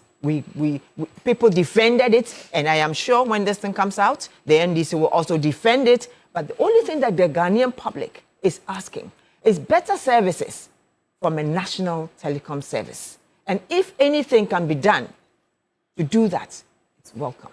Now, if I get you correctly, you're saying that the Vodafone, the Ghana Telecel and Vodafone deal was bad enough. Yes. And we endured it. And we endured it. There are critics who say that if that was the case, then when the then late President John Mills, you remember that this whole thing was in August of 2008, then John Mills won the elections later December. August. And one of the things he said was that this was a bad deal. He set up a committee which also said that it wasn't in the interest of the country. Now, months later, there were people who were even putting pressure on the then president to come out with whatever bad thing that he found on it. And people felt that the NDC government then couldn't get anything to hang the then Kufuor administration on to indeed say that this bad was bad enough. Which was why perhaps critics may also say, your case has been in court for that long. Or how come we haven't been able to come out with the fact to prove that indeed it was such a shameful thing for us to do? You know, one of the things that people vote against governments in this country is corruption. And I think corruption crept in. Visits to Chatham House changed a whole lot of things. You understand? There are things that there were so many allegations of what happened behind the scenes in Chatham House. And Chatham House had the interest of Vodafone because it was Vodafone UK. You understand? And therefore, people who were even in demonstrations and whatnot came out. Later on, we had so many stories. So it is something that is common in our governance structure and our politicking. You get me? We will go over all this again. That's why I said what the public needs right now is a telecom service that will be good enough to compete with MTN and give us good service. That's all that we want. Because if you're going to go talking about what happened, worse happened. Worse happened. And we still stuck to it. And we expected Vodafone to be that telecom service that would partner with Ghana with our 30% and give us good service, but we didn't get it. And we are still at it. Let me come to Madam Gloria Foribwedu. Good morning to you, ma'am, if you can hear us. Thank you as well for joining us. Hello? Okay, we seem to be having a challenge with the line to Gloria Ofori-Buedu. Hello, ma'am, if you can hear us. Good morning to you. Thank you so much for joining us. Good morning, Beatrice. How are you? I'm doing wonderful. I hope you're well. Yes. Yes, I don't know whether you've had the chance to listen to the submissions of Gabby, she says I should call her, and then Madam Ayana on this new deal, as it were, Vodafone, Airtel, Tigo. And if you could kindly adjust your video for us before we see you. What's your initial thought on it? Because both women in the studio think that the minority doesn't have a voice in this. We saw what happened with the Ghana Telecom Vodafone deal. Well, as a citizen of Ghana, I will say that this is not a minority or majority matter. Of course, the other panelists have gone through the history and given some horrendous, one-sided, reportage of what happened during history. So I'm not here to, what do you call it, question that because we don't hear the other side. We do not have the other side there. But all I will say is that if the business deal is not a merger or an acquisition, what actually is it? Can we know? Because we are Ghanaians, maybe we don't want to repeat any mistakes of the history. We want a sustainable telecom industry, which is state-owned. We want it to be sustainable so that come 10 years from now, when students of business are studying what has taken place between Telecel, Airtel, and Tigo, they will know exactly what it is, if it's not a merger or an acquisition. So I think that the minister also has that duty and should come again and explain to us and give us all the governance and ethics that is involved in this business transaction, which involves our citizens' property. You heard both Gabby and Madam Ayana saying that, especially Gabby, saying that the deal is not done yet. The minority is just going ahead of itself. You do not think, based on what she said, that perhaps it would be great if the minority waited for the final transaction, as it were, to be brought to the public? I can't speak on behalf of the minority, but I can speak as a citizen that we are all interested. We need to know. The right to information is out there, so we need to know. It's our right to know what is going on. And some of us have also been with, I remember it was Vodafone, and before then it became Telecel, and before then there was something else. I can't even remember, but we've been, loyal customers of that business. So we want to know what exactly is happening. If it's not a merger, if it's not an acquisition, what is it?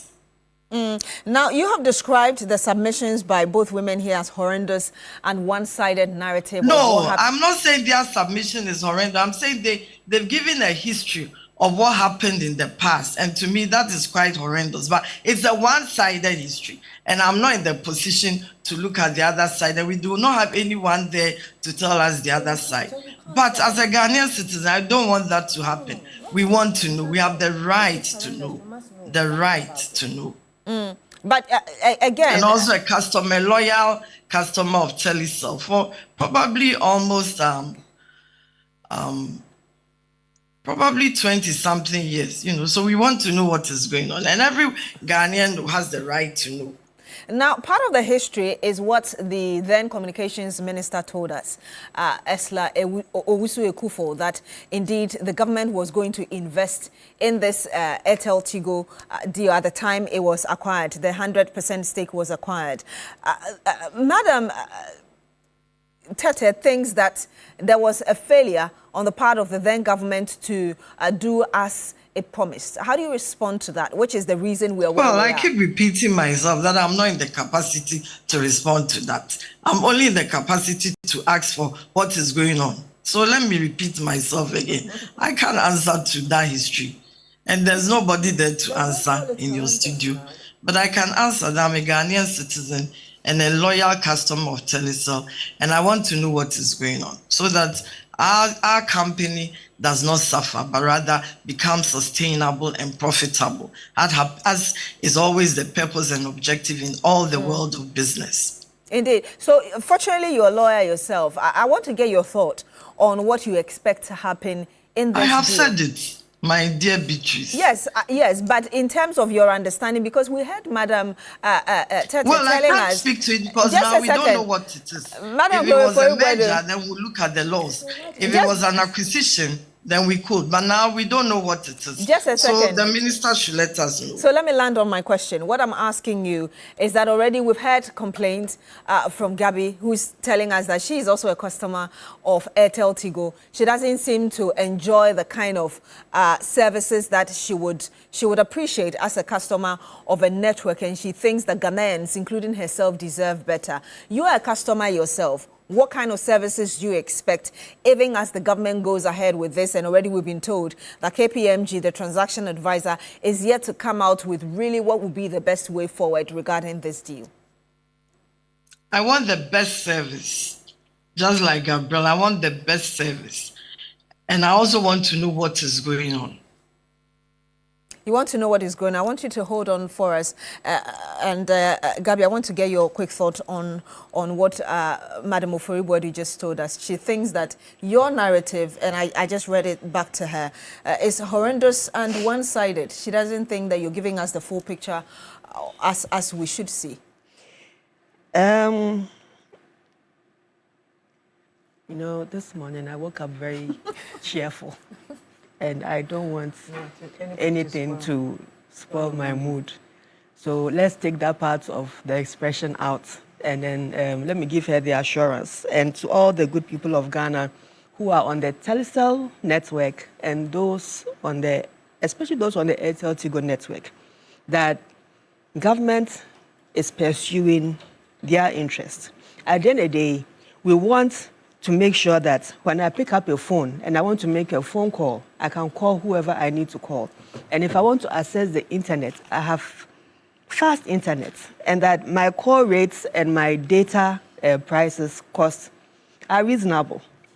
So the idea of having an institution like KPMG to offer us advice on the way forward is in the interest of all of us.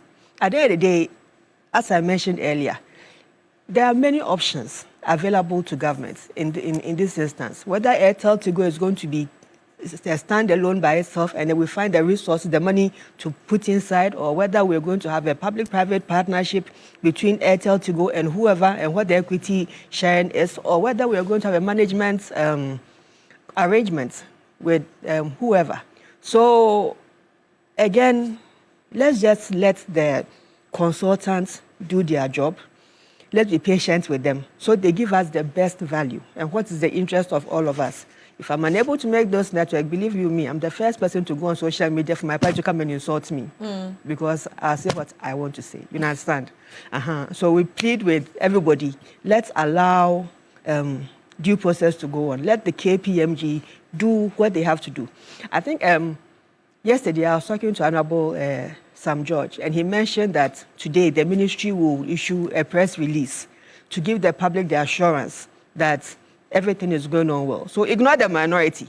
Look, I am very sure the minority has met with the Canadians to sort them out. And that's the point. Why you're repeating this point. We don't have the minority here to respond to this allegation. Other than that, I don't know why they are rushing. Why are you rushing? Is it not the same stance? I mean, when parties are in position for them to be coming out with allegations and all of that, is it not the stance of all? Is their colleague in Parliament. Every day you see him coming and going. You can't ask him, I say, KPMG, where in the say? Or he's your friend. You can't pick the phone and call him and find out where the deal has reached. You have to go and organize press conference and go and lie about 1 billion. Hey, LPP. There's nothing to do now. Madam Ayana, let me get your thoughts on really what Madam Gloria Ofori-Boadu told us. She said that we shouldn't make this a minority government issue. She's a citizen and she equally wants to enjoy good service. And we should have some level of clarity. That's the truth. Sitting here representing the public, I think that's what we want.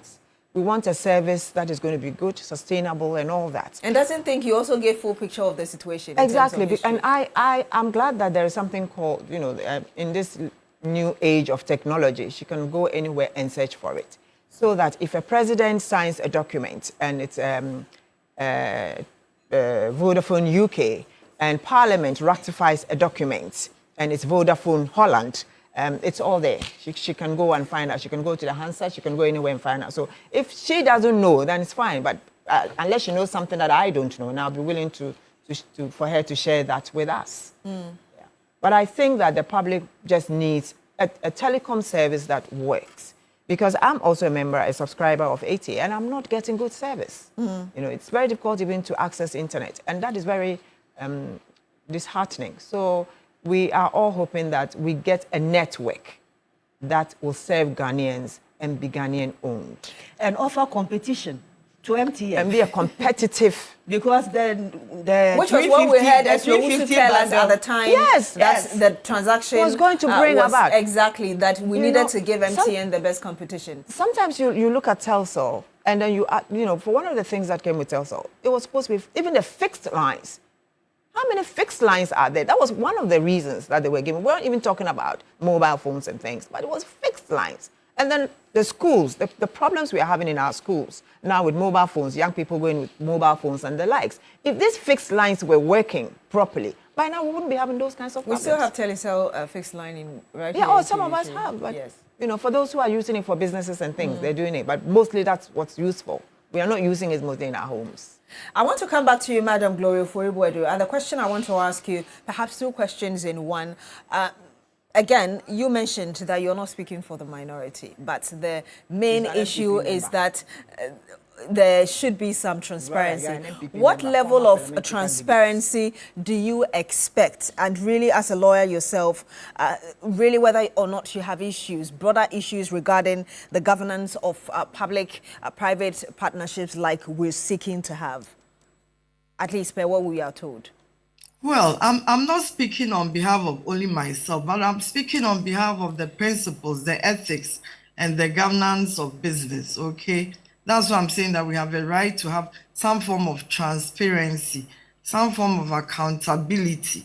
Let us know what is going on. Is there a best practice? Let us know. Maybe not being an acquisition or merger is a better practice than what happened in the past. I'm saying maybe, because I'm not in a position to talk about the past. But if it is, then let's know what is the best practice or the better way that is coming out, which will be sustainable and which will also allow us to enjoy better services as loyal customers of Telecel. And then what is good for Ghana in the future. Yes, so I wanted some specifics from you because we heard Madam Ayana say that. My dear, you seem please hold on. Let me. Want me to repeat Madam myself. I've said Madam everything I should Madam Oforibwedu, if you can just. I don't want to get personal. I don't want to. I'm not talk asking about you to be personal and all that. I just want to stick to the issues. That's what matters. Because at the end of the day, that's what will benefit us as Ghanaians. Madam Oforibwedu, if you had Gloria, just please. Yes. Or you refuse to Beatrice. Why you don't know me? Don't call me, man. Call me Auntie Gloria. Okay, Auntie Gloria, please. Exactly. If you would Gabriel asked you to call her Gabriel. I'm also asking you to call me Auntie Gloria. Okay, Auntie Gloria. Don't stress yourself. Auntie Gloria, if you would kindly, if you kindly allow me to land, which is that you're asking for transparency, and I'm saying that Madam Ayana was earlier saying, for instance, the Ghana Telecom Vodafone deal. I mean, she claimed that there were papers that were signed, agreements signed in rooms and all of that. So when you ask and for some in hotels, yes, which so, I wasn't privy to, so I can't tell whether something was signed. So I'm not asking you and to. I wouldn't want to do that. I'm not asking you to repeat the same thing. What I'm saying is that when you ask for some level of when you ask for transparency, what is the level? Are you asking the government to tell you how much, which assets are going to be managed? Because she even talked about the fiber bit, which wasn't part of the agreement, and yet Vodafone took it. So that's what I'm asking specifically. What kind of or level of transparency are you expecting this deal, whichever way it goes? In this field of business, there are global benchmarks, global standards.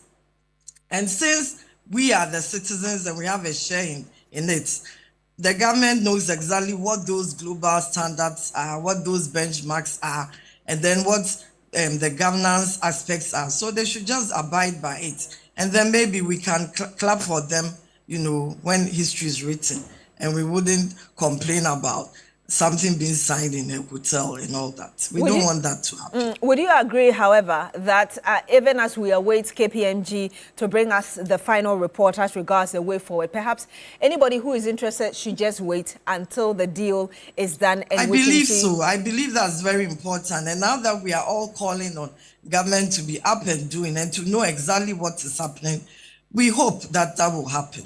I'll come back to you for your final word on this, but I'm coming to you, Gabi. We heard all the nice things the former communications minister told us. Eslowusu, we're going to invest the value of this about $1.3 billion and all of that.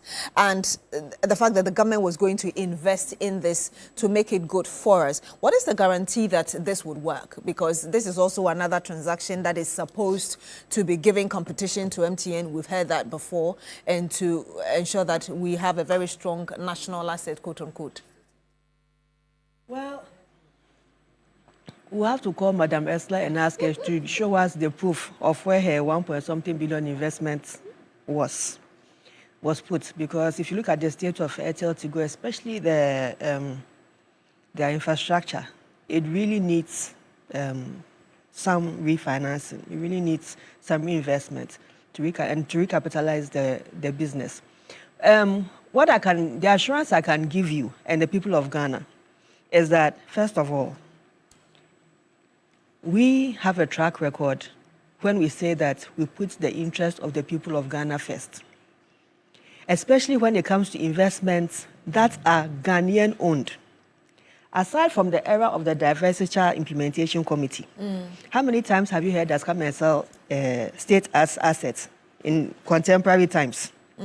Because the ethos of us being social democrats is that we invest first and foremost in the state. Now, today as we speak, there are 300 jobs on the line from Airtel Tigo. Yes. And these are people whose livelihoods is dependent on the incomes they earn from the services they provide. The guarantee we are giving them is that we are pledging that we are not interested in having anybody lose their jobs.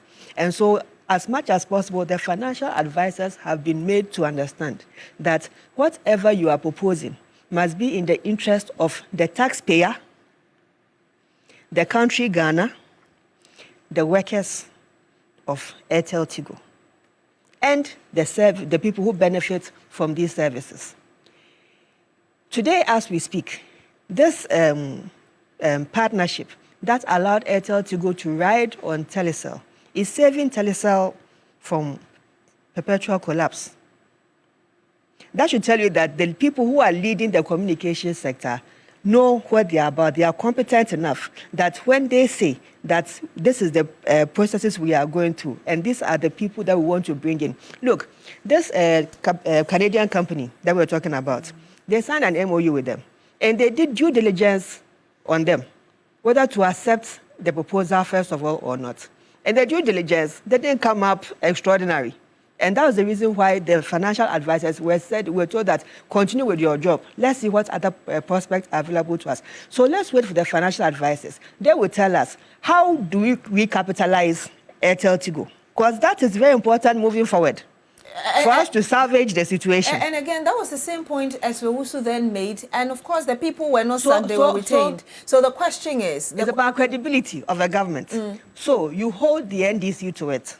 That as Owusu said it and nothing came out of it. But we are holding, and we want you to hold us accountable to it. That we are saying that we are ready and willing to recapitalize Airtel Tigo. But we want the best option for subscribers, for workers, for taxpayers, and for the people of Ghana. The other question is that we seem to always have a problem when government is investing. We don't seem to see through to it. It almost doesn't work, or almost always doesn't work. What kind of proper governance structures do we need to put in place to ensure that some of these things work, such that if eventually it has to be a public-private partnership, it's even for the better? First of all, it's about the quality of people that you have in the leadership of these organizations.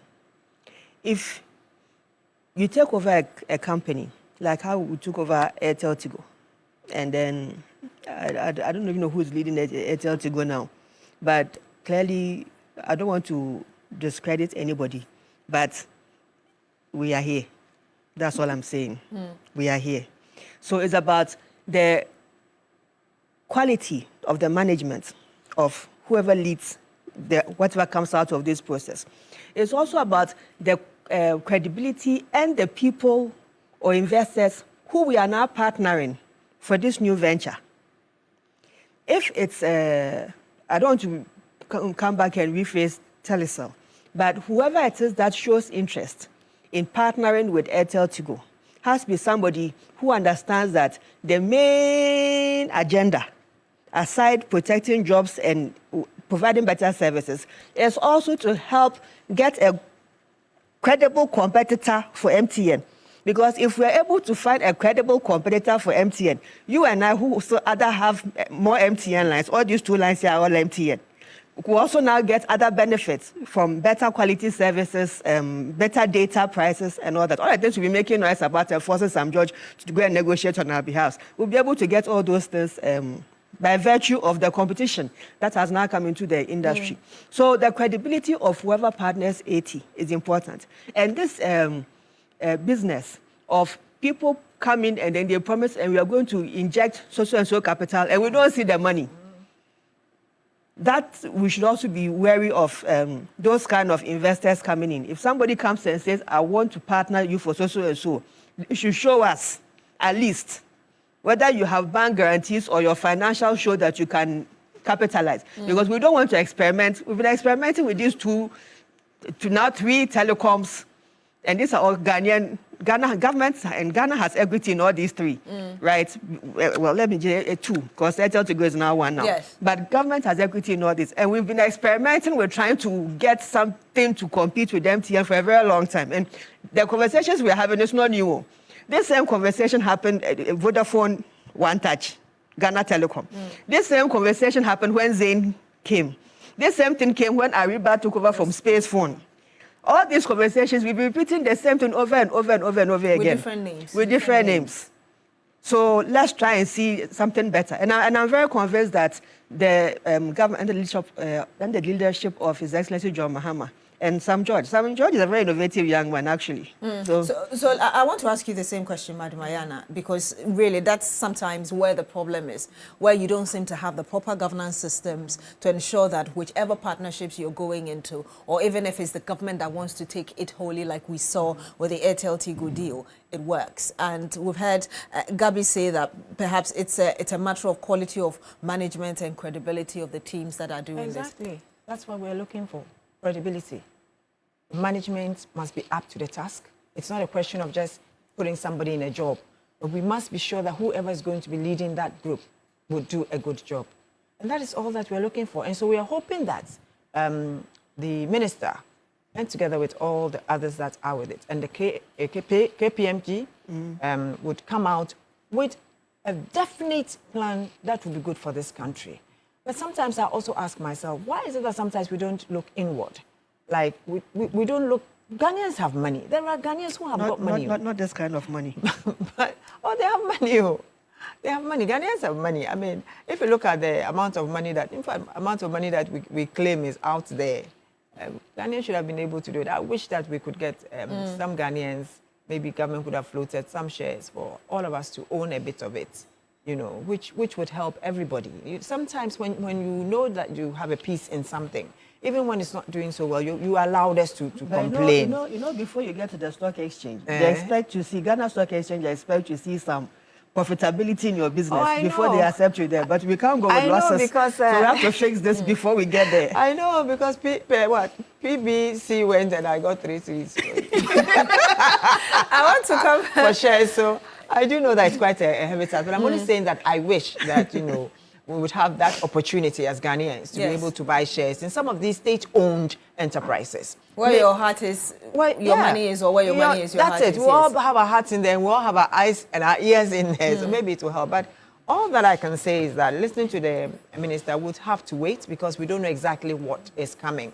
So after he has said it, then we can have a good conversation. Auntie Gloria, we are having Madmayana tell us perhaps we should just distribute it so that all of us will have our hat in this deal and then we're able to scrutinize things properly. But there are those who are also proposing that why won't the government... I think that is an excellent point. In fact, when we are talking of business sustainability, I can't hear. Okay, I think she's been distracted a little bit. We'll get back to her on it. But really, let me perhaps stay with you. What do you see as the impact of credibility, as we've heard Gabby tell us, on this whole deal moving forward? Managing people, especially when you have a group of people and you have that top there, the management, doing so well, and people, the workers, actually believing in the credibility, the abilities, the capabilities of that person, somehow they give out their best. If you look at the way the MTN system works, you see that every one of them that is working there owns part of the company. When I say they own it, because they know that the success of the company is such that they will benefit. They have free medical care, blah, blah, blah. So everybody is interested. So you need to get somebody who is right on top of the job. We do not want to just bring in just anyone. The person must have had some success somewhere. So the person must show us what he or she has done before. We are not going to have trial and error. But the terrains in the market are different, even if they've had success somewhere. Yes, the terrains are different, but you must be able to at least innovate. Make sure that we get some good things coming out of whatever experience you've got. You understand? So those are some of the things that we should be looking at. And we should be looking at somebody that will be acceptable. You see, Ghanaians, that is our main problem. If it's a state-owned entity and the person is not acceptable to all of us, then there's always that problem. It's because this person brought her or she or he as a manager or as CEO or as head of this. That is why it is not working. So let's get someone that is also acceptable. So even within the internal systems of these companies, we should have people that will be accepted by the generality of the workers who will be working in that space. Let them have that feel of this is the person who knows what he's doing and where he or she is taking us. This is one of the things that we need, because you see, sometimes we have state enterprises and then we just put anybody there and then they go, sometimes they don't even have an idea, an inkling of what they are supposed to be doing. So the workers then have a field day. They go and they don't do the things that they're supposed to do, and you cannot check them because you also don't know. Let's not have that kind of person. Let's have a hands-on person. I see our minister as a hands-on person. He wants to do something, he walks the talk, he goes around. So let's have somebody who is really interested. And so far, I can say, that so far, heads of institutions that I have seen that the government has appointed have done very well. They are walking their talk. They're all moving around. And that's what we're looking for. I'm coming back to you, Auntie Gloria. You were making a point earlier that the earlier submission by Madmayana was an excellent one. You were going to expatiate on that. Because, I recently did a will for a client who was willing his shares in MTN. And I was like, wow, the man believes so much that there's going to be sustainability. And that's what we need for our state-owned or partly state-owned institutions. That they should look at sustainability. 10 years from now, 20, 30, 40, 50, there must be something going on. And the issue of shares, getting the public involved, okay, it's also excellent. Can we make the business so attractive that people will want to invest in it, have own shares, will them on, knowing that the business will still be viable in the near future? That's something that we should be looking at, even if the business is partly state-owned or fully state-owned. And that's what we expect of this telecell venture. That's why we want to know. We want to pick. We want to see what is going on. We want to appreciate what is behind the scenes, particularly if it's not a merger or an acquisition. What is it? How viable will it be? And my humble advice to the minister is that there are people in the system who understand this business. They do. They've negotiated in the past.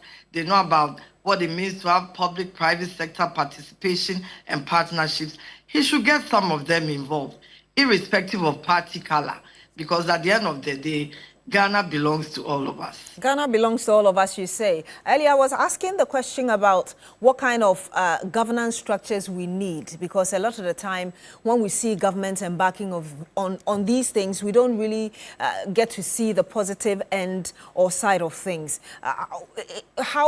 What kind of structures really moving forward would you expect to be implemented so that the point you made earlier about the need for sustainability is what we see at the end of the day?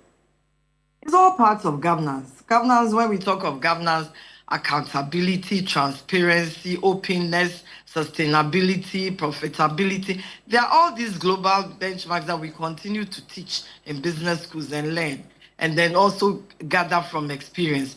Let's mobilize it, and then let's see the way forward. Let me ask you this before you take leave of us. The Education Minister, Haruna Idrisu, is saying that the government or the ministry is going to convert some Category B schools to A just to help with the pressure that a lot of parents and children have had to face just trying to get placement in schools. What do you think about that? Well, I think it's about time we looked at that. Because I always say that I went to Achimota School, which has a lot of land, including golf courses, but there's been no development over the years. There's not been much. There has been development, but there has not been much. And the population is expanding. So we need some form of innovation, some form of, there was this innovation of free SHS, which I hope is still ongoing by the past administration of MPP. We should come up with more innovation. So let's look at innovation in education, innovation in education in respect of our population expansion, and some innovation that even the world will look at. Because I know that some people are like, oh, if you went to Ghana, you went to school in Ghana, then you were more likely to be in a boarding school, which does not happen in some other parts of the world. Few places in the world are able to get that majority of their, school-going populace in boarding schools. But Ghana has that, notable feature in our education. So innovation is great and it's key. In addition to the innovation, do you see this proposal from the minister increasing or helping with fairness and access to schools? Well, it's a policy that is going to be added, right? There are different policies in education. The free SHS is there, and then this policy is coming up. Let's see, and let's pray, and let's hope. And I believe that those formulating the policy will give us the benchmark for increased participation in education for our youth. Thank you so much. And their families, because families are always involved. Indeed. Thank you so much, Auntie Gloria, for joining us. You're always welcome. Have a nice day. We wish you the same. She's already gone, but I'm sure she would hear you. But let me come to you, Madam Mayana. What's your thinking about this proposal coming from the Honorable Haruna Idrisu? Education. I am an old school. So sometimes I am set in my mind on certain ways. And I am a believer that in every country, you must have some Ivy League schools. And those schools are supposed to groom the leaders, the managers, and the likes in society. So years ago, when it was brought about that we were all equal before the law, which is true, and therefore we should open all gates for everybody to come in. And that's what happened. Now we have no particular school that you would say this is the school. I am one of those who think that that is wrong. I think that we all have our capabilities. I believe that when you have a weakness in something, you need to go to through a different system, which will sort of like groom you out of that weakness. And so if you're weak and you're put into a place of strength, if you're not careful, you either shrink into it or you can just level up with them. Would that not be entrenching the bourgeoisie kind of system? But that is, you see, whether you like it or not, bourgeoisie system does not come from schools. bourgeoisie system comes sometimes from our homes as well, from our backgrounds. Whatever you do, people don't seem to understand that. Even when you take somebody and you put the person in an A-class school that is supposed to be elitist or whatever, at the end of the day, that person sometimes comes out even worse off. Because nature is like that. You go into a place and then you start thinking, oh, I don't belong here. Everything is different. Some people are not able to cope. As in the difficulties of society, which is the reality of a lot of so people. I think that it would be good to have a lot more A schools. I think that what we need is more infrastructure in schools, like in certain areas. And I believe that every region must have an A school. Every region must have an A school. Growing up, you would say that, okay, if you had Navrogo Secondary School, which was equivalent to Achimota School, you get me, or in Fansipem, or Adisado. So whatever happens, the A schools are still the A schools. You can't do anything about it. But those A schools, at the end of the day, it is the old students most of the time who actually keep those schools alive. You get me? The contributions we make towards those schools. Government alone cannot carry the burden of those schools. So you end up saying that everybody is allowed to go to a certain school. You get there. The situation is such that you just don't fit into the school. So sometimes they draw back. You get me? I know of a young lady who was so enthused by me. And if you could be wrapping up your thoughts so I can get Gabby's thoughts. And felt that she wanted to go to Achimota School. And I told her, I said, you don't have what it takes, to go to the school because of these reasons. You cannot match up. You need a place where everybody is at the same level with you, and then they'll be able to help you. And she said no. So she went, her parents changed her to another school, and whatever happened, she got admitted to Achimota School. She flunked. She ended up with a brain fag. And she later came and told me I shouldn't have gone. If I had gone to this other place, I would have been better off. And the whole thing was that, oh, this was that, they were this. So all I'm saying is that it's a very good idea, very, very good idea to upgrade all those schools. But I don't think there should be any downgrade of any school. All of them should be upgraded. And every district, every region must have an A school. And it's the infrastructure and the logistics. That's the difference. You understand? Because if you go to a school and you don't have accommodation, for instance, as a teacher, how are you going to give off your best? You're always in the classroom and you're thinking of accommodation. If you go to a school and you don't have toilet facilities, how do you manage it? If you go to a school and you don't have a good classroom and a rated classroom, how do you manage it? So how come some schools have got all these things and are still even putting up more? Some schools are doing computer science and they don't even have computers. They've never seen something, that kind of thing. They are doing home science and they still have problems with, being taught microwaves. The differentials is just varied.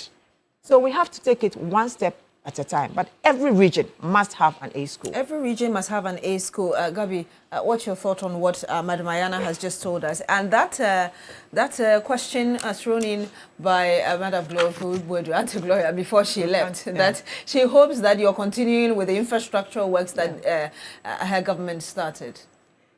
You're in government, tell us.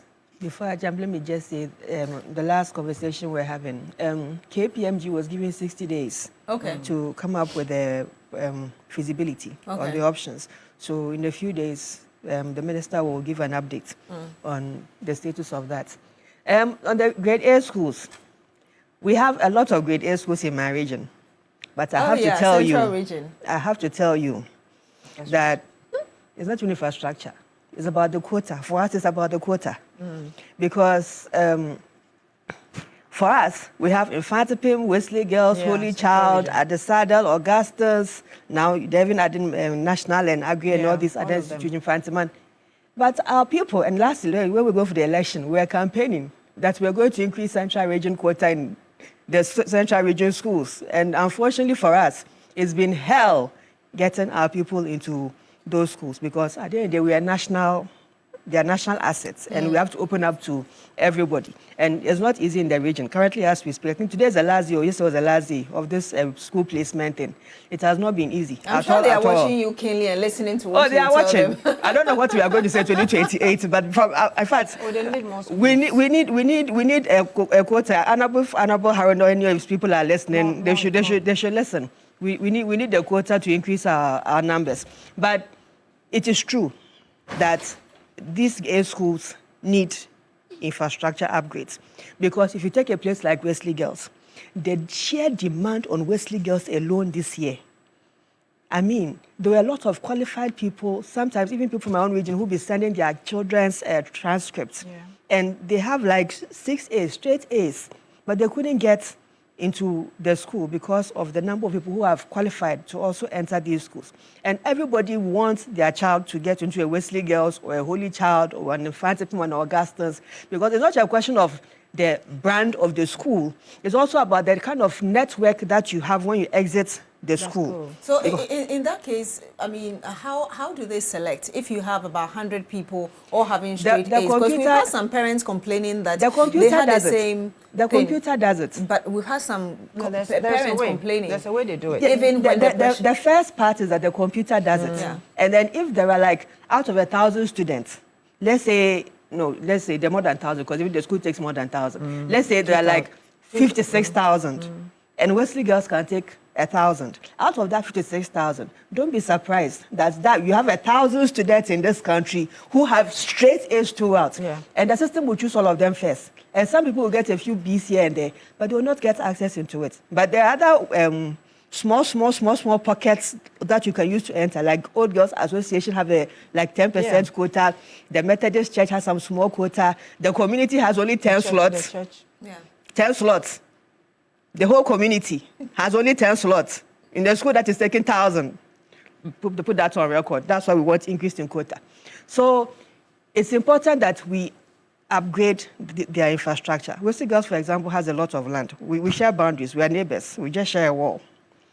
So they have land that can be utilized. But aside that, it's also important that we also invest in schools that have the potential to become grade A schools. A grade A school is not just a named institution. It comes with certain things. For example, there's a reason why when you go to the Ghana Medical School, over 70% of the females are from Wesley Girls. Yeah.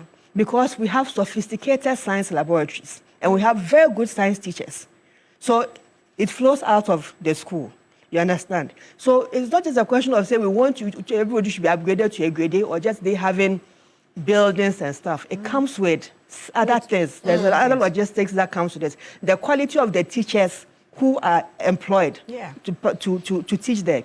This particular computer placement, school intake, for example, we had more schools available and places available than the students who sat for the exams. But yet, people are struggling because everybody is looking at a particular selected few institutions. So what the minister said is spot on. We need to find a way to upgrade this, expand infrastructure in this, because everybody wants their child there. And as I mentioned, it's not just about a branded name. It's about a certain network that comes out with you, especially associations. And I'll come back to you for your final word, as well as to you, Madam Ayana. But let's go to Mr. Kofi Asare, who is the Executive Director for the Africa Education Watch. He joins us via video call. Good morning to you, sir. Thank you so much for joining us. Morning.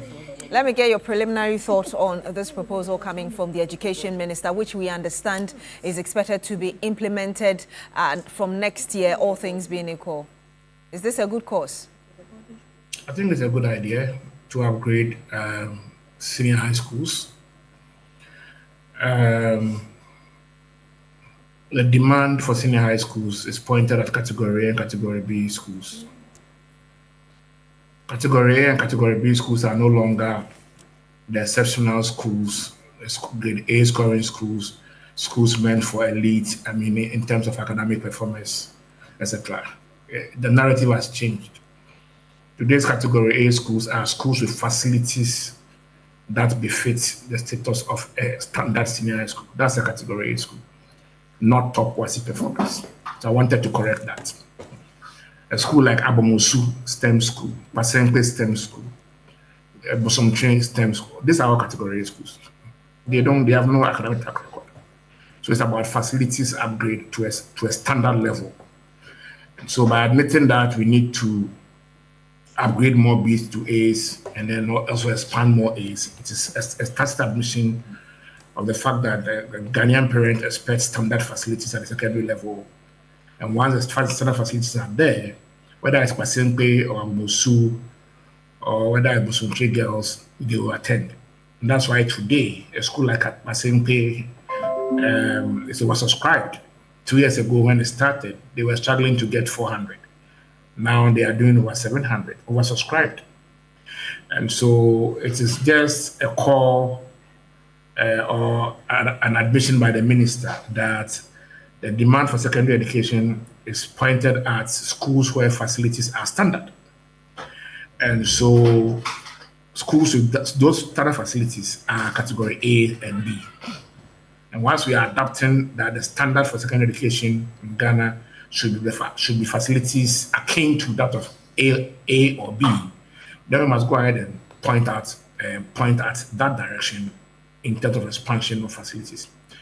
The most important thing is that, one, I think that we must be mindful that we are aiming to increase the share of TVET and STEM of the general secondary education population. And so the ministry is looking at building 20 schools.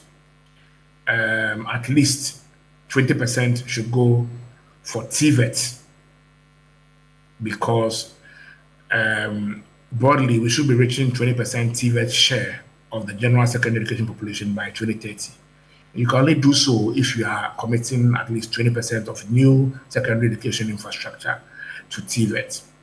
The second is that as we progress along that path, we shouldn't lose sight of the upgrading required in the other lower category schools. Some may not require comprehensive upgrade from category C to category B. Some require furniture, just furniture. Some require furniture. The last time I checked, the furniture deficit was about 280, or it's about 700,000 student furniture deficits in our secondary schools. Across the country? Yes, across the country. There was a deficit of 18,000 dormitory rooms, not blocks, dormitory rooms estimated. And then also teacher accommodation, 18,000 teacher flats needed, 70,000 student furniture. Even if you go to the schools that I am praising this morning, like Pasenkwe, which is a new STEM school, in view of the new numbers that they are admitting this year, that's about 700. Against their original capacity of 600. They need more furniture. You understand? And so what I want to say is that as we upgrade, let's not lose sight of the fact that we need infrastructure. We need some minor interventions in the area of school furniture and then renovations to put some of the schools in usable, if you like, shape. Lastly, faculty capacity. Category A, Category B is not just a function of facilities and infrastructure, but also having teachers to teach in all the program areas. That is what makes a school get a demand that it requires. So if you build a school, you procure facilities, everything, and the teachers are not there, you will struggle to get a demand. So it's important for us to also pay attention to building faculty capacity as we upgrade infrastructure and facilities. Thank you very much, Mr. Asare, for joining us. Thank you. And it was right there, Kofi Asare. He's the Executive Director, Africa Education Watch. That'll be it for the big issue. We've also had with us Madam Gloria Ofori-Boadu. She said I should call her Auntie Gloria. Managing Legal Practitioner, GOB Law Consult, and also lecturer. We've had with us as well Madam Rosalyn Imoro Ayana, who is a public interest advocate. And of course, with us, Gabriela Teta. She said I should call her Gabi. She's the Central Regional Communications Director of the governing National Democratic Congress. Thank you so much for joining us, and thank you to Adwa Yeboah Clothing, located at 1 Levite Avenue, Achado, for my costume. Well, are you looking for a university that will take care of your needs? Well, and if you want to look smart, okay, Let's look at this one. If you're looking for a university that will take care of your needs and prepare your child for the future, then Academic City University is the best choice for you. At Academic City, we do not just teach, we nurture creators, innovators, and leaders who shape tomorrow's world. We offer undergraduate programs in engineering, computational sciences, business and communications, art, and our BSc in artificial intelligence and robotics engineering are the first and only one of its kind in sub-Saharan Africa. With world-class facilities and industry-experienced faculty, students do not just learn the latest technology, they actually create it. And for the working professionals and young graduates, we have got you covered as well with our MSc programs in cybersecurity and data science analytics, as well as our professional certificate programs. At Academic City, our programs are practical, relevant, and future-focused. Call us now on 026-269-3870 or visit acity.edugh.gh. Let me take that again, acity.edugh for more information. Admissions are open now. Academic City, make your world. You're still here on New Day. Stay with us. We're back with more.